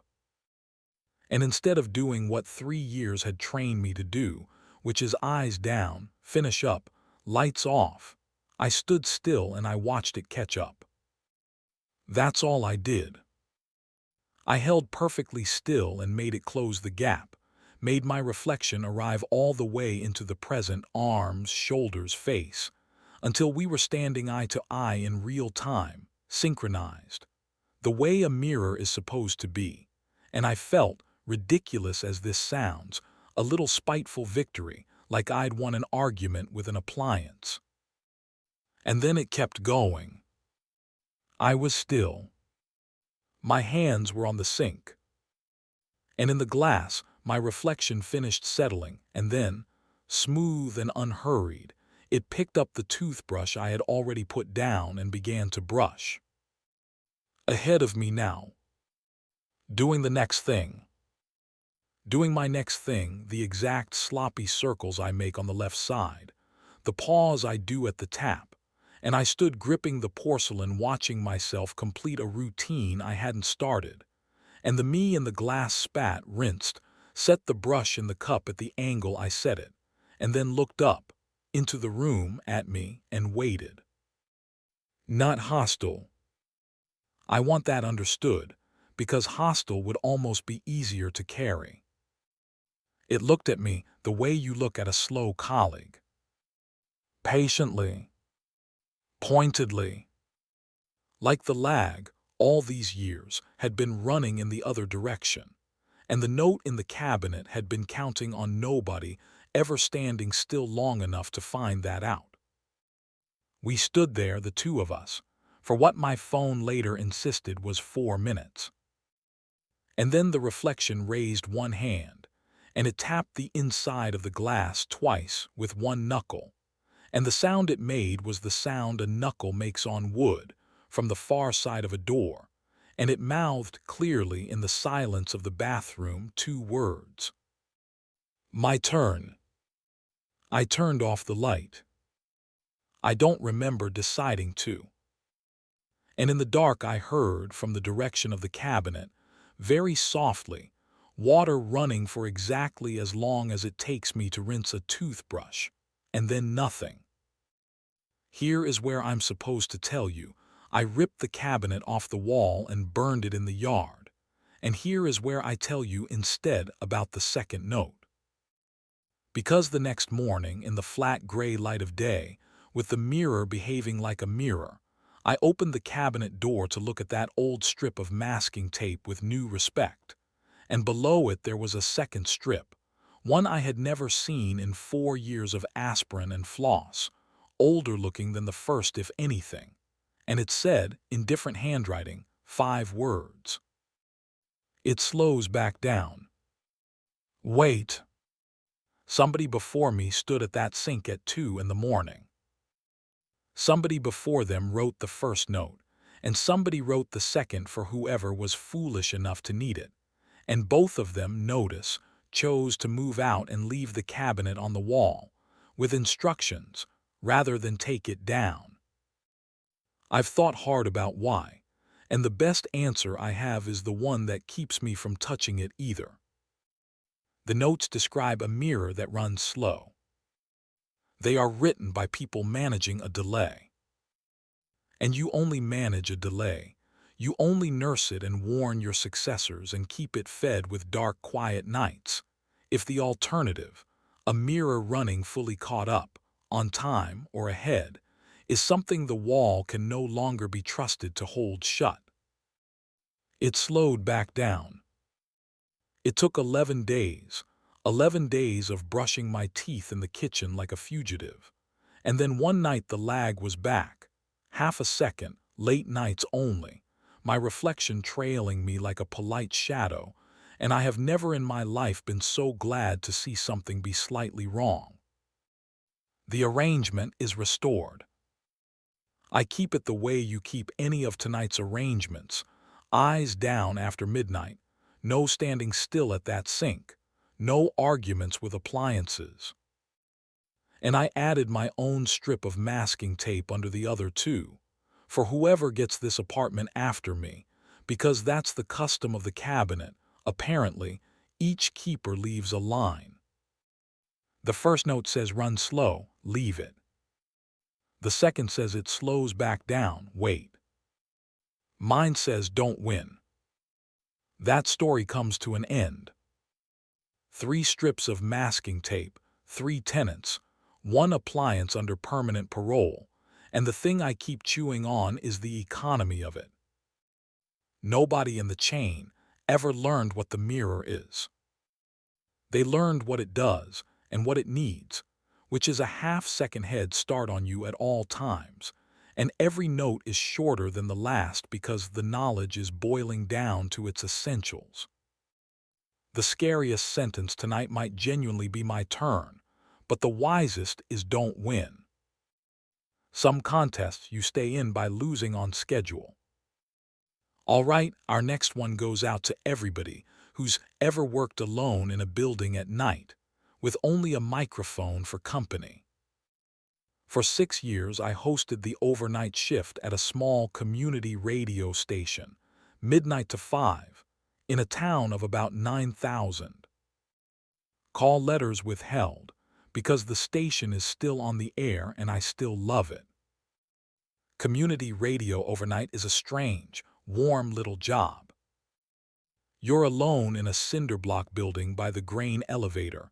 You play music for insomniacs, farmers, and the night clerk at the gas station. And some nights the phone doesn't ring once. And some nights it rings and it's a trucker wanting Merle Haggard. And that's the whole economy of the thing. I inherited the shift from a man named Del Ferris, who done it for 31 years and retired to fish. Del trained me for 2 weeks, showed me the board, the transmitter readings, the emergency binder, and on his last night at 4 in the morning, he took a worn index card out of the binder's back pocket, taped where the plastic had gone yellow around it, and set it on the console between us like a man laying down a card he'd been holding all game. The card said, in fountain pen, in handwriting from another era, "Dedication for Marjorie. Play it when he calls. Any hour. Never say her last name on the air. Never say where she's buried." I read it twice and asked the obvious. "Who calls?" Del rubbed his face and told me, in the tone of a man handing over the fish knife along with the boat. Since before his time, since the 50s they figure, a man calls the overnight line, some nights, no pattern anyone's found. Line 1 lights up, and it's an old man's voice, courtly, a little formal, radio-trained almost, and he says the same sentence every time, word for word. "Could you play something sweet for Marjorie? From her husband, she'll be listening." And you say, "Of course, sir," and you play something sweet, and you dedicate it. This one goes out to Marjorie from her husband, and that's it. He doesn't call back. He never asks for a specific song. Sweet is the whole request. I asked what happens if you don't play it. Del said, in 31 years he never found out, and he trained 4 fill-in hosts and fired one of them. And the fired one is why the card exists. And that was as far as Del would go on the subject, except to add, as he shrugged into his coat, "The phone company will tell you line 1 is the only number that can reach the studio after midnight.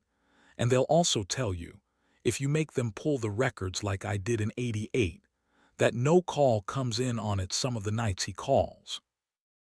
Both things are true. You'll learn to hold 2 true things at this job.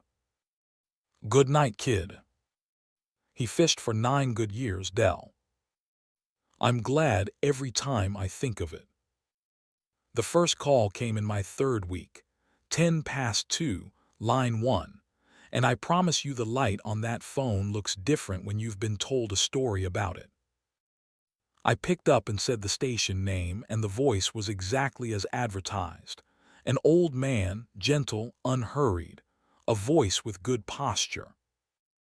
"Could you play something sweet for Marjorie, from her husband? She'll be listening." And every prepared thing in me evaporated, and I said, "Of course, sir," and the line clicked off, no goodbye. And I sat there in the humming studio, and then I pulled a 1950s ballad, strings and a crooner, and I opened the mic and said, "This one goes out to Marjorie from her husband," and my voice only shook on the last word. Here's what I can report from 6 years, and maybe 70 of those calls. The calls come more in winter. They come more when it rains. The voice never varies, not the words, not the pitch. And once, when a lightning delay made me late picking up, not the patience, he simply waited through 9 rings without the line going anywhere, the way no living caller waits. And here's the finding I'd publish if this were a field with journals. Whatever song I chose, and I chose dozens over the years, big bands, hymns, a Patsy Cline once, the moment it ended and the next record started, the transmitter's power reading, which is supposed to sit flat at our licensed wattage, would dip. Small 2 or 3% for 4 or 5 seconds. Every time. Our engineer, a humorless and excellent man, checked the logs at my request and said it looked like his words, something drawing off the signal briefly downstream. And then he looked at the dates I'd circled and asked me why they were circled. And I said late-night power spikes, and he said dips, and I said dips, and we never spoke of it again, and he retired without ever once working on line 1, which I noticed. For 6 years I kept the card. "Of course, sir, something sweet. This one goes out to Marjorie from her husband." And I never said her last name, which was easy, because I didn't know it. And I never said where she was buried, which was easy for the same reason. And the card's 2 prohibitions sat in the binder like dry ice, cold and fuming quietly, because think about what those rules protect against. Marjorie doesn't need protecting from being found. She has a husband who knows right where she is. The rules protect everyone else from finding out that the 2 facts connect, her full name and her plot. And I used to be able to fall asleep after shift without wondering why. And then one January I couldn't anymore. And that's when I made my mistake, and I want you to notice, for my dignity, that it took 6 years, which beats the toll booth guy by 4. It was a brutal cold snap, a Tuesday, the kind of night when the studio's baseboard heater ticks like a metronome, and the whole town feels like it's under a bowl. He called at 1:40. "Could you play something sweet for Marjorie from her husband? She'll be listening." "Of course, sir." And I pulled the record and I opened the mic, and 6 years of curiosity and a little cabin fever, and the specific looseness of speaking to a sleeping county at 1 in the morning, all of it collaborated in my mouth. And I said, "This one goes out to Marjorie." And then, because I had spent years gently asking around town, old-timers, the historical society, a graveyard ledger I had absolutely no business photographing, I said her last name. On the air. And I said, resting up at the cemetery on County 9. Both facts. Out loud. Connected on 10,000 watts over a frozen county at 1:41 in the morning. The record played. The transmitter dipped on schedule at the song's end, except it didn't come back up in 5 seconds. It kept dipping. I watched the meter walk down, 90%, 80, 70, smooth as syrup, and the studio monitors got quiet in the specific way. A room gets quiet when someone large stands in the doorway, and line 1 lit up. I looked at that light for 3 full rings. Then I picked it up, and I didn't get to say the station name. The voice was the same voice, courtly, unhurried, and it said, "That was more than I asked for." And I started to say something, an apology, I think, and the voice said over me, gently, The way you talk over a child who's already been forgiven and doesn't know it yet. Now others will visit her. And that, son, was her one quiet thing. So here is how we'll fix it. And the line went to a sound I have no good comparison for, close to wind across a stone, close to a needle in a run-out groove. And under it, far down, a woman's voice humming along to the song I had just played, contented, unaware. And the old man said, from very near the phone, from inside the humming somehow, "You'll play for her every night now. Any hour I call. For as long as it takes the town to forget what you said." And the meter climbed back to 100, and the line went dead, and the cold snap broke the next day like a fever. He wasn't lying, and he wasn't cruel. The calls came every night after that. Every single night for the last 10 months of my time there. No pattern needed anymore. One call, any hour, could you play something sweet? And I played. And I dedicated first name only, and the dip came and went like a heartbeat. And on the nights I was off, the fill-in host got the call, and the fill-in host had been shown the card, and the arrangement held. And out at County 9, and this is the part that finally made me leave radio, that spring the cemetery board minutes, which are public, recorded a request to address, quote, "increased foot traffic and flower debris at an unmarked older plot," end quote, and voted to put up a small fence. And the fence went up, and the calls kept coming because a fence keeps out feet, but it does not make a town forget a name it heard on the radio at 1:40 in the morning, and forgetting was the price. And towns are slow. I left the station 4 years ago. Moved 2 states.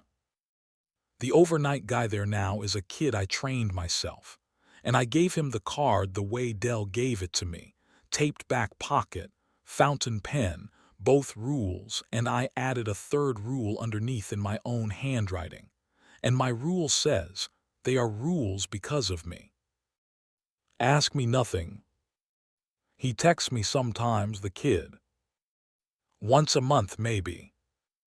Always the same text, and I pay for it with a little drop in my chest every time, and I answer it every time because it's the least of my sentence. The text says he called again. Played something sweet. And I text back good. First name only. And somewhere out on 10,000 watts of frozen county, a woman I made famous is humming, and her husband is standing guard over the only quiet she has left. And he is patient, and he is polite, and he is never, ever going to stop calling. And the terrible thing, the thing I'd take back with both hands, is that all of it, every watt of it, is housekeeping. I made a mess in a dead woman's home, and her husband handed me a broom, and the broom is for life. That story goes quiet there. 6 years of perfect service undone by one sentence, and notice the shape of the punishment, because it's the gentlest and heaviest one in tonight's lineup. No slamming doors, no meter pinned to 0, just a new schedule. He wants the narrator useful, and fear would only get in the way. And the detail that closes my throat a little is the humming, because she's not in on any of it. She's just listening to her radio, the way she apparently has been since the 50s, and everything her husband does, the calls, the rules, the nightly toll on some DJ's conscience. All of it exists so that one woman's evenings stay exactly as sweet as they've always been. It's the most frightening love story I know. All right. 2 left. Blank it up. This next one is the tender one tonight, so I'll say it now. It's about a family and a lake, and it lands soft, I promise. My family has a lake house. That sentence sounds richer than we are. It's a 2-bedroom cabin my grandfather built in the 60s on a small lake up north. More insulation gaps than insulation. A dock my father rebuilt plank by plank over one whole summer, and a screened porch where every meaningful conversation in our family's history has taken place. We are four people. My mother, my older sister Lois, me, and until 6 years ago, my father. Dad died in October, 6 years back. Heart fast, no warnings anyone caught. He was 61. I'm not going to spend long on the grief part. You either know that country or you don't, but you need two facts about him for the rest of this to land. The first is that the lake was his place, more than church, more than the house in town. He opened the cabin every May and closed it every October his entire adult life. And the smell of that porch, coffee and lake water and pine boards, is the smell of my father. The second fact is the whistle. Dad had a whistle for us. 2 notes, low then high, the second note bent up at the end like a question. Every family that spends summers outdoors has some version of it. It meant come in now, dinner, or dark's coming, or just I want to see my kids. You could be neck deep off the dock or half a mile down the shore path picking blackberries, and those 2 notes would come skipping across the water, and your body would turn toward the cabin before your brain weighed in. 25 years of summers, that whistle steered us home. My sister can do a fair copy of it. I never could, my second note always breaks. We kept the cabin after he died. Mom held the first summer together through sheer administration, and it was terrible and then bearable and then, by the 3rd year, good again, in the way a scarred thing is good. We go up every August, the 3 of us, plus Lois's husband, and these last 2 summers their little boy. And every August, on the weekend nearest the 23rd, which was Dad's birthday, we do the same small ritual he always did on his birthday. Dinner on the porch, his chili recipe, and after dark, Mom puts his old green lantern on the dock post and lets it burn an hour. No speeches. Just the lantern. It's the best thing we do as a family all year. The first strange August was the 3rd one, 5 years after we lost him. It was the birthday weekend, lantern night. We'd finished the chili, my nephew was asleep inside, and the 3 of us plus Lois's husband were on the porch in the dark, lantern down on the dock post, throwing its little green ring on the water. Quiet night, no wind, loons somewhere north. And from across the lake, from the far tree line where there are no cabins, where it's state land, spruced down to the water line for 2 unbroken miles, came the whistle. 2 notes. Low then high, the second bent up like a question. Nobody moved. I want to describe those first 5 seconds honestly, because they were, honestly, the opposite of frightening.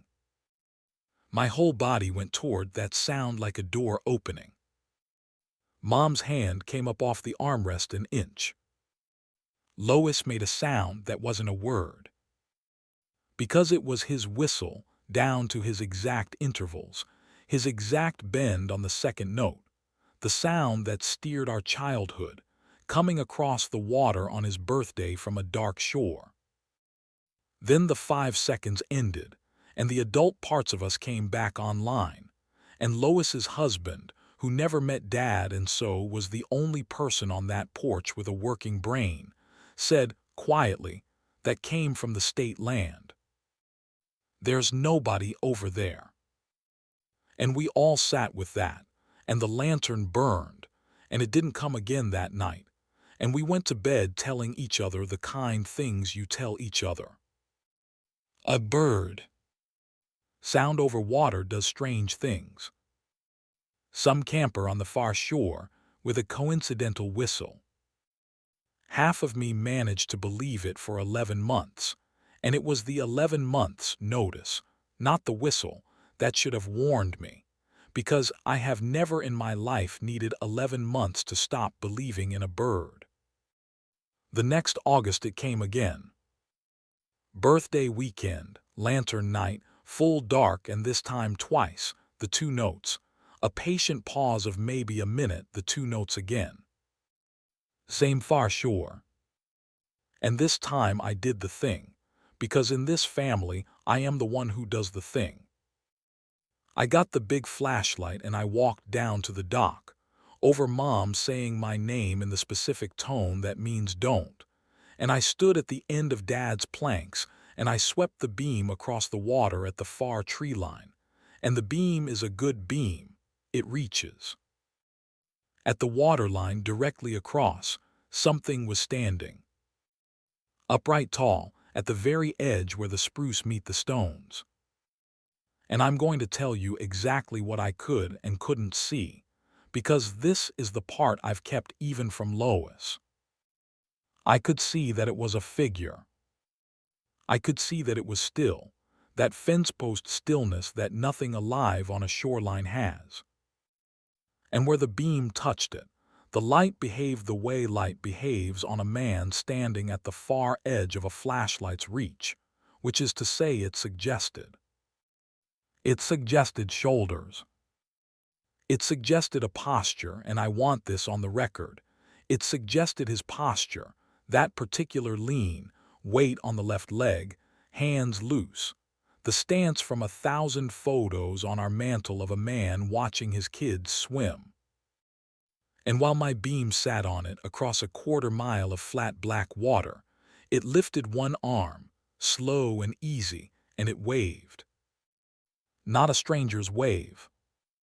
The lazy half-circle, elbow high, that our father waved at the school bus, at the ferry, at every arrival and departure of our lives. And then it whistled, with my light on it. Two notes, low then high, bent at the end, and across that water in the still air I could hear, I will swear to this in any court in the land, that the whistle did not come from where the mouth would be. It came from the whole tree line at once, 2 miles of spruce producing my father's whistle in perfect unison, like a choir that had been rehearsing it for 6 years, and the figure on the stones just went on waving, easy as Sunday, keeping the time. I turned off the light. I walked back up the dock, and I told my family it was probably a heron, and my mother looked at me for a long moment and said, "All right, a heron," in the voice of a woman agreeing to a treaty, and we went in. Here's what you have to understand about the next part. Whatever stands on that far shore made one mistake, and the mistake is calendars. It comes on his birthday. Only his birthday, only lantern night, in 3 consecutive years now. And things that keep calendars can be planned around. And I come from a family that plans, so before this last August, I did 2 pieces of homework, and I'll give you both. The first was the County Historical Society, where a very kind archivist pulled me everything on our lake, and in a folder of old newspaper clippings, I found a letter to the editor from 1958, a summer resident complaining, in the wonderful stiff prose of that decade, about, quote, the prankster on the state shore who imitates the calls of our children's mothers after dark, and who does not desist when hailed, and who has been reported by 3 families this season, end quote. And the paper's editor had appended a single dry line. This complaint recurs. See letters of 1941 and 1933. It learns the sound that turns your body toward home. It has been learning them on that lake for at least 90 years. My father's whistle is just the current course offering. The second piece of homework was my sister, because I finally told her everything, the wave, the tree-line choir, all of it, on a phone call in July. And Lois was quiet and then said the thing that reframed the whole business. She said, you're assuming it's wearing Dad to hurt us. You've read too many of your stories. Think about what the whistle was for. Think about it, dummy. The whistle was a boundary.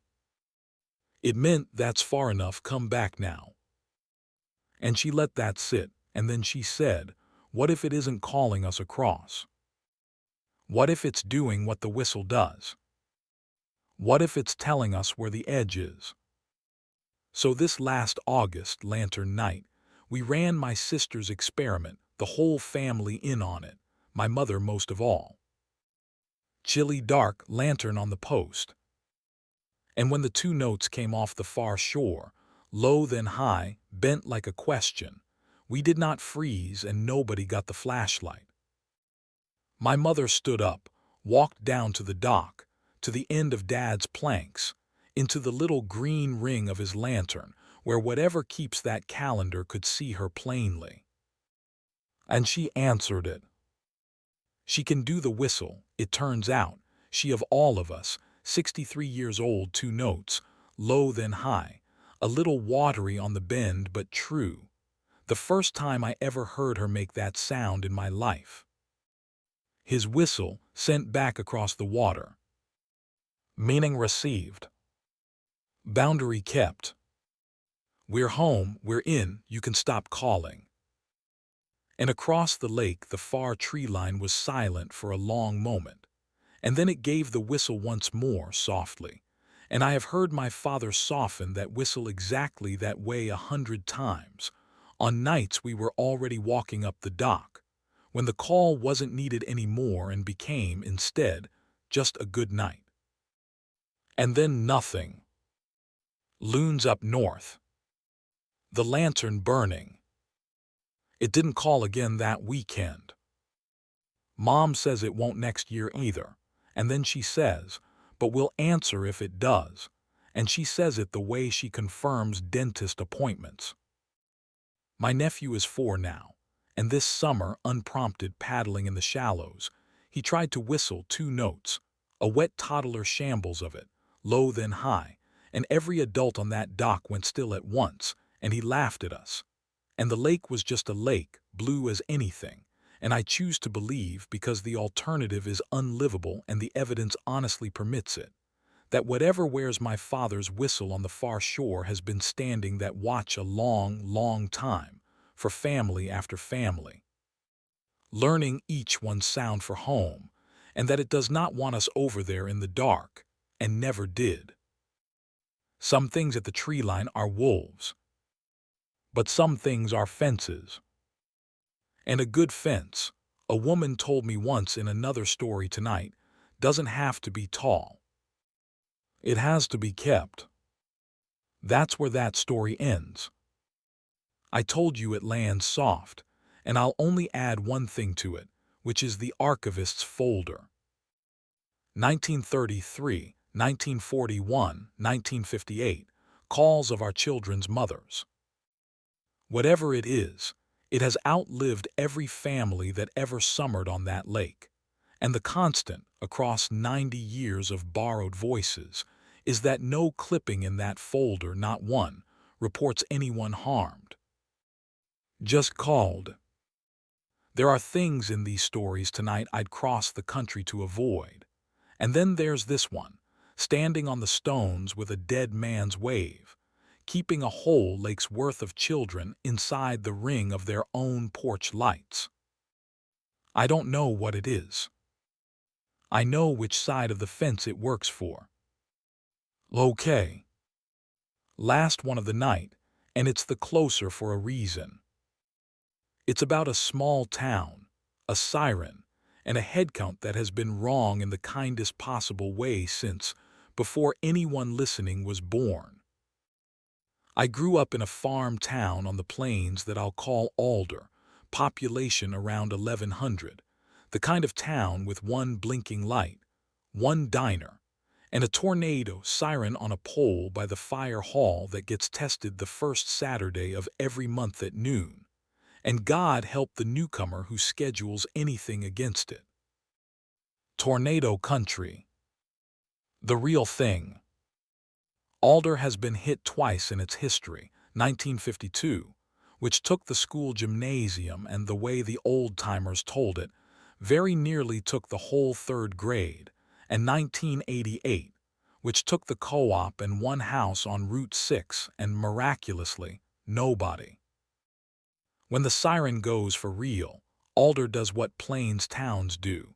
The people without basements go to the community shelter, which is a long concrete room under the fire hall, benches down both walls, built in '53, the year after the gymnasium. On a bad night, you'll get anywhere from 30 to 90 people down there. Families, farmhands, whoever was at the diner, everybody damp and loud and counting their own. And that's the thing. The counting. Because there is a rule in Alder, and like all the best rules, nobody teaches it to you. You absorb it through your skin by age 10. And the rule is, in the shelter, nobody counts out loud. You count. Of course you count. A mother with 4 kids counts every 90 seconds. It's her heartbeat.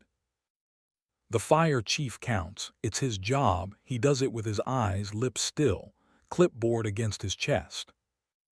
But no one ever says a number in that room. And if some visiting cousin or new hire at the elevator starts in with a 1, 2, 3, pointing down the benches the way you'd count kids on a bus, a hand will land on their arm, an Alder hand, gentle as a glove, and an Alder voice will say the sentence every kid in that town could recite before they could ride a bike. We don't count aloud down here. There's always one extra, and he's shy about it. Hey, the extra.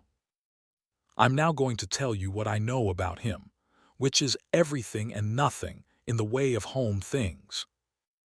The count in the Alder shelter comes up 1 over. It has come up 1 over since 1953, every drill, every real storm, every time. The chief counts 61 heads when the sign-in clipboard says 60. Somebody's mother counts her 4 kids and rests her eye a beat on a 5th she can't quite land on. My own grandmother, who kept the shelter's coffee urn for 30 years and had a stare that could strip paint, told me she poured for the room 100 times and always came up 1 cup short at the bottom of the urn, and said it with the satisfaction of a woman reporting that her scale runs honest. And once a year, every spring, on the anniversary of the '52 storm, she did a thing I never saw her explain to anyone, and that nobody ever asked her about, which in Alder is the highest form of understanding.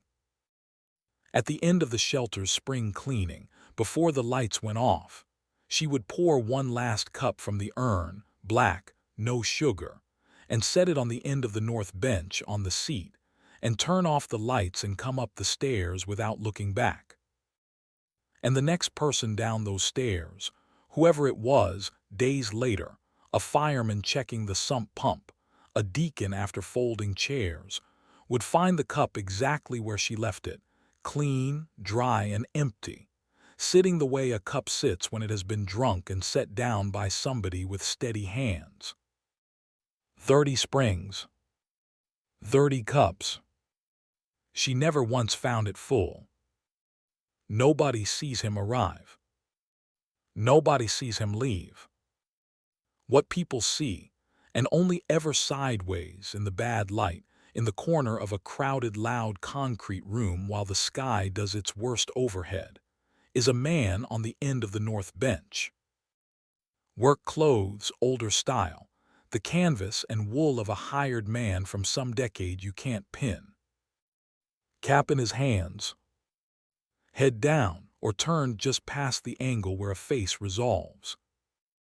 Taking up exactly 1 seat's worth of bench, which in a packed shelter no one ever sits in, and if you watch, and I have watched, you'll see person after person come down those stairs on a howling night, scan the crowded benches, note the 1 open seat on the end of the north bench, and take standing room instead, without a flicker of decision crossing their faces, the knowledge running somewhere below the part of them that talks. Why doesn't anyone mind? That's what you're asking, and it's the right question. And the answer is 1952, and the gymnasium and the third grade. Because the other thing every Alder kid absorbs by 10 is the story of the afternoon before the siren even existed, when the sky went green at 2 o'clock and the third grade was at gym, and the teacher, 23 years old, God keep her, was getting the kids into the interior hallway, and by every account she gave for the rest of her long life, a man she took for the janitor, work clothes, cap in his hand, appeared at the far door of that hallway and said, "Not here," and said it in a voice she described until her dying day as coming from directly beside her ear, although he stood 40 feet off. And he walked, and they followed, teacher and 19 children, down the outside stairs into the fruit cellar under the cafeteria, and the gymnasium and the hallway they had been standing and went to Matchwood 4 minutes later. And when the teacher turned in that cellar full of crying third graders to thank the janitor, you already know. The school janitor, the actual one, had been home sick that day. Nobody ever identified the man. 19 children. Not a scratch. They built the shelter the next spring. And the count has run one over since the first drill. And the town, being a farm town, being practical to the bone, did the arithmetic that mattered, which is that a fellow who walks 19 kids out of a doomed gymnasium has a seat at the table, or the bench, for as long as he cares to use it, and the only mannerly thing is not to make him explain himself. Hence the rule. You don't count a guest aloud. You'd embarrass him. My grandmother's phrasing, and she said it the way she'd say, you don't ask a neighbor what he paid for his truck. I have 2 of my own encounters, and then I'll bring you home, because this is the last story and the rain's been carrying us a while. The first, I was 9, the storm of '96, hail like softballs on the fire hall floor above us, and I was scared the way 9-year-olds are scared, silently, hugely, and I was wedged between my grandmother and the coffee urn, and I looked down the north bench, all the way down at the end seat, and for one full second the light held still and I saw him plainly. Or plainly's wrong. I saw the shape of him being plain. Cap in his hands, big knuckles, head down like a man in church who means it. And while I looked, not breathing, he turned his head not to me, past me, up at the ceiling at the storm on the other side of 4 feet of concrete, and he considered it, the way my dad considered a sky before deciding about the hay. And then he settled back, cap in hands, head down. And I understood at 9 in my body what he was doing there, what he has maybe always been doing there. He was on duty, and maybe he always had been. The second was 3 years ago. I live in the city now, but I was home for my grandmother's funeral June, and wouldn't you know it, the sky went that color the day after we buried her, and the siren wound up, and I went down those stairs into that concrete room for the first time in 15 years, into the smell of it, damp and coffee and diesel off the fire hall floor, 60-some faces I half knew, and the end seat on the north bench, open. And the count, I did it with my eyes, lips still, the way I was raised, came up one over, and something in my chest that had been clenched since the funeral let go, because she was the coffee urn woman 30 years, and I had wondered, driving home, in the way grief makes you wonder crazy things, whether the shelter would feel emptier now. And it didn't. It felt watched, the way it has always felt watched, and I sat with my back against that cold block wall while the sky screamed over Alder, and I felt about as safe as I have ever felt anywhere, which is its own kind of strange story to hand you at the end of a horror night, but it's the truest one I've got. The storm passed north. It took a machine shed and a windbreak and left the town alone, which is what storms have done to Alder, every storm for 70 years running now, and the actuaries can have their explanations, and the town will keep its own. Before we went up the stairs, the fire chief, who went to school with my mother, did what Alder fire chiefs have done at the All Clear since '53. He stood, put his clipboard under his arm, faced the room in general and the north bench not in particular, and said, "Thank you all for coming down." Lol. And 60-some people said good night to each other, and nobody looked at the end seat, and everybody meant it for the end seat. And we went up into the wet green evening light, and the town was still there. That story comes to an end. And that's the note I wanted to leave you on. A packed concrete room, the worst sky the planes can make, and the scariest thing in the building is a head count that runs long, and it runs long in your favor. Every story tonight had an arrangement in it somewhere, tolls and photographs and porch lights and dedications, and most of them will cost you if you break them. This last one asks nothing at all. Just manners. Don't count a guest aloud. So let's land the night there. Think of where we've been. A toll booth where the whole job was keeping your eyes on your own hands.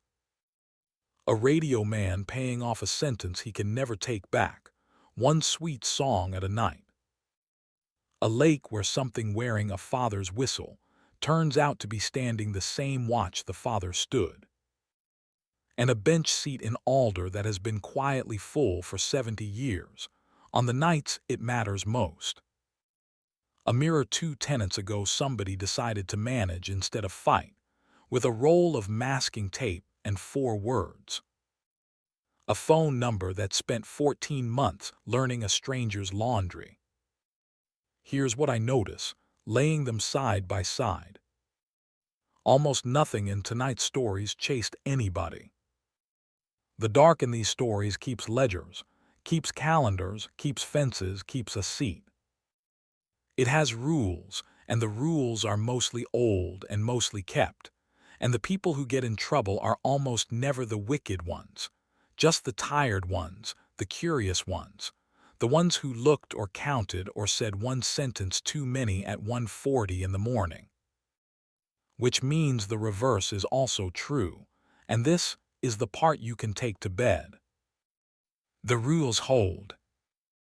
Around the whole strange edge of the world, porch lights get left on, photographs get taken at 9, tolls get paid, and the arrangements, kept by ordinary sleepy people exactly like you, hold night after night after night. The fences are kept. You're inside them. And the keepers, that's the last thing worth saying tonight. The keepers are never heroes, not once in 12 stories.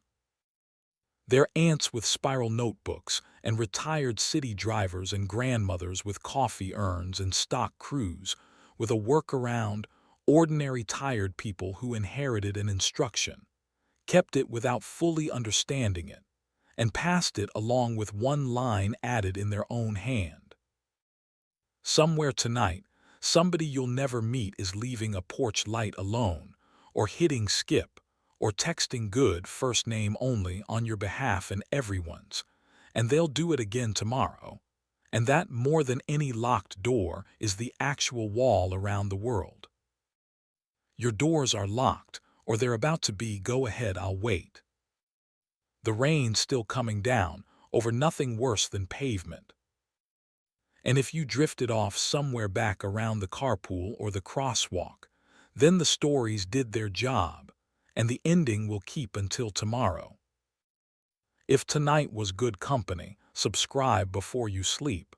There's a new batch of these every single night, and it genuinely helps more than you'd think. Sleep well, everyone. Keep a light on if you want to. Count your fingers and not your doors. And I'll be here tomorrow night. Same rain, same chair, more stories.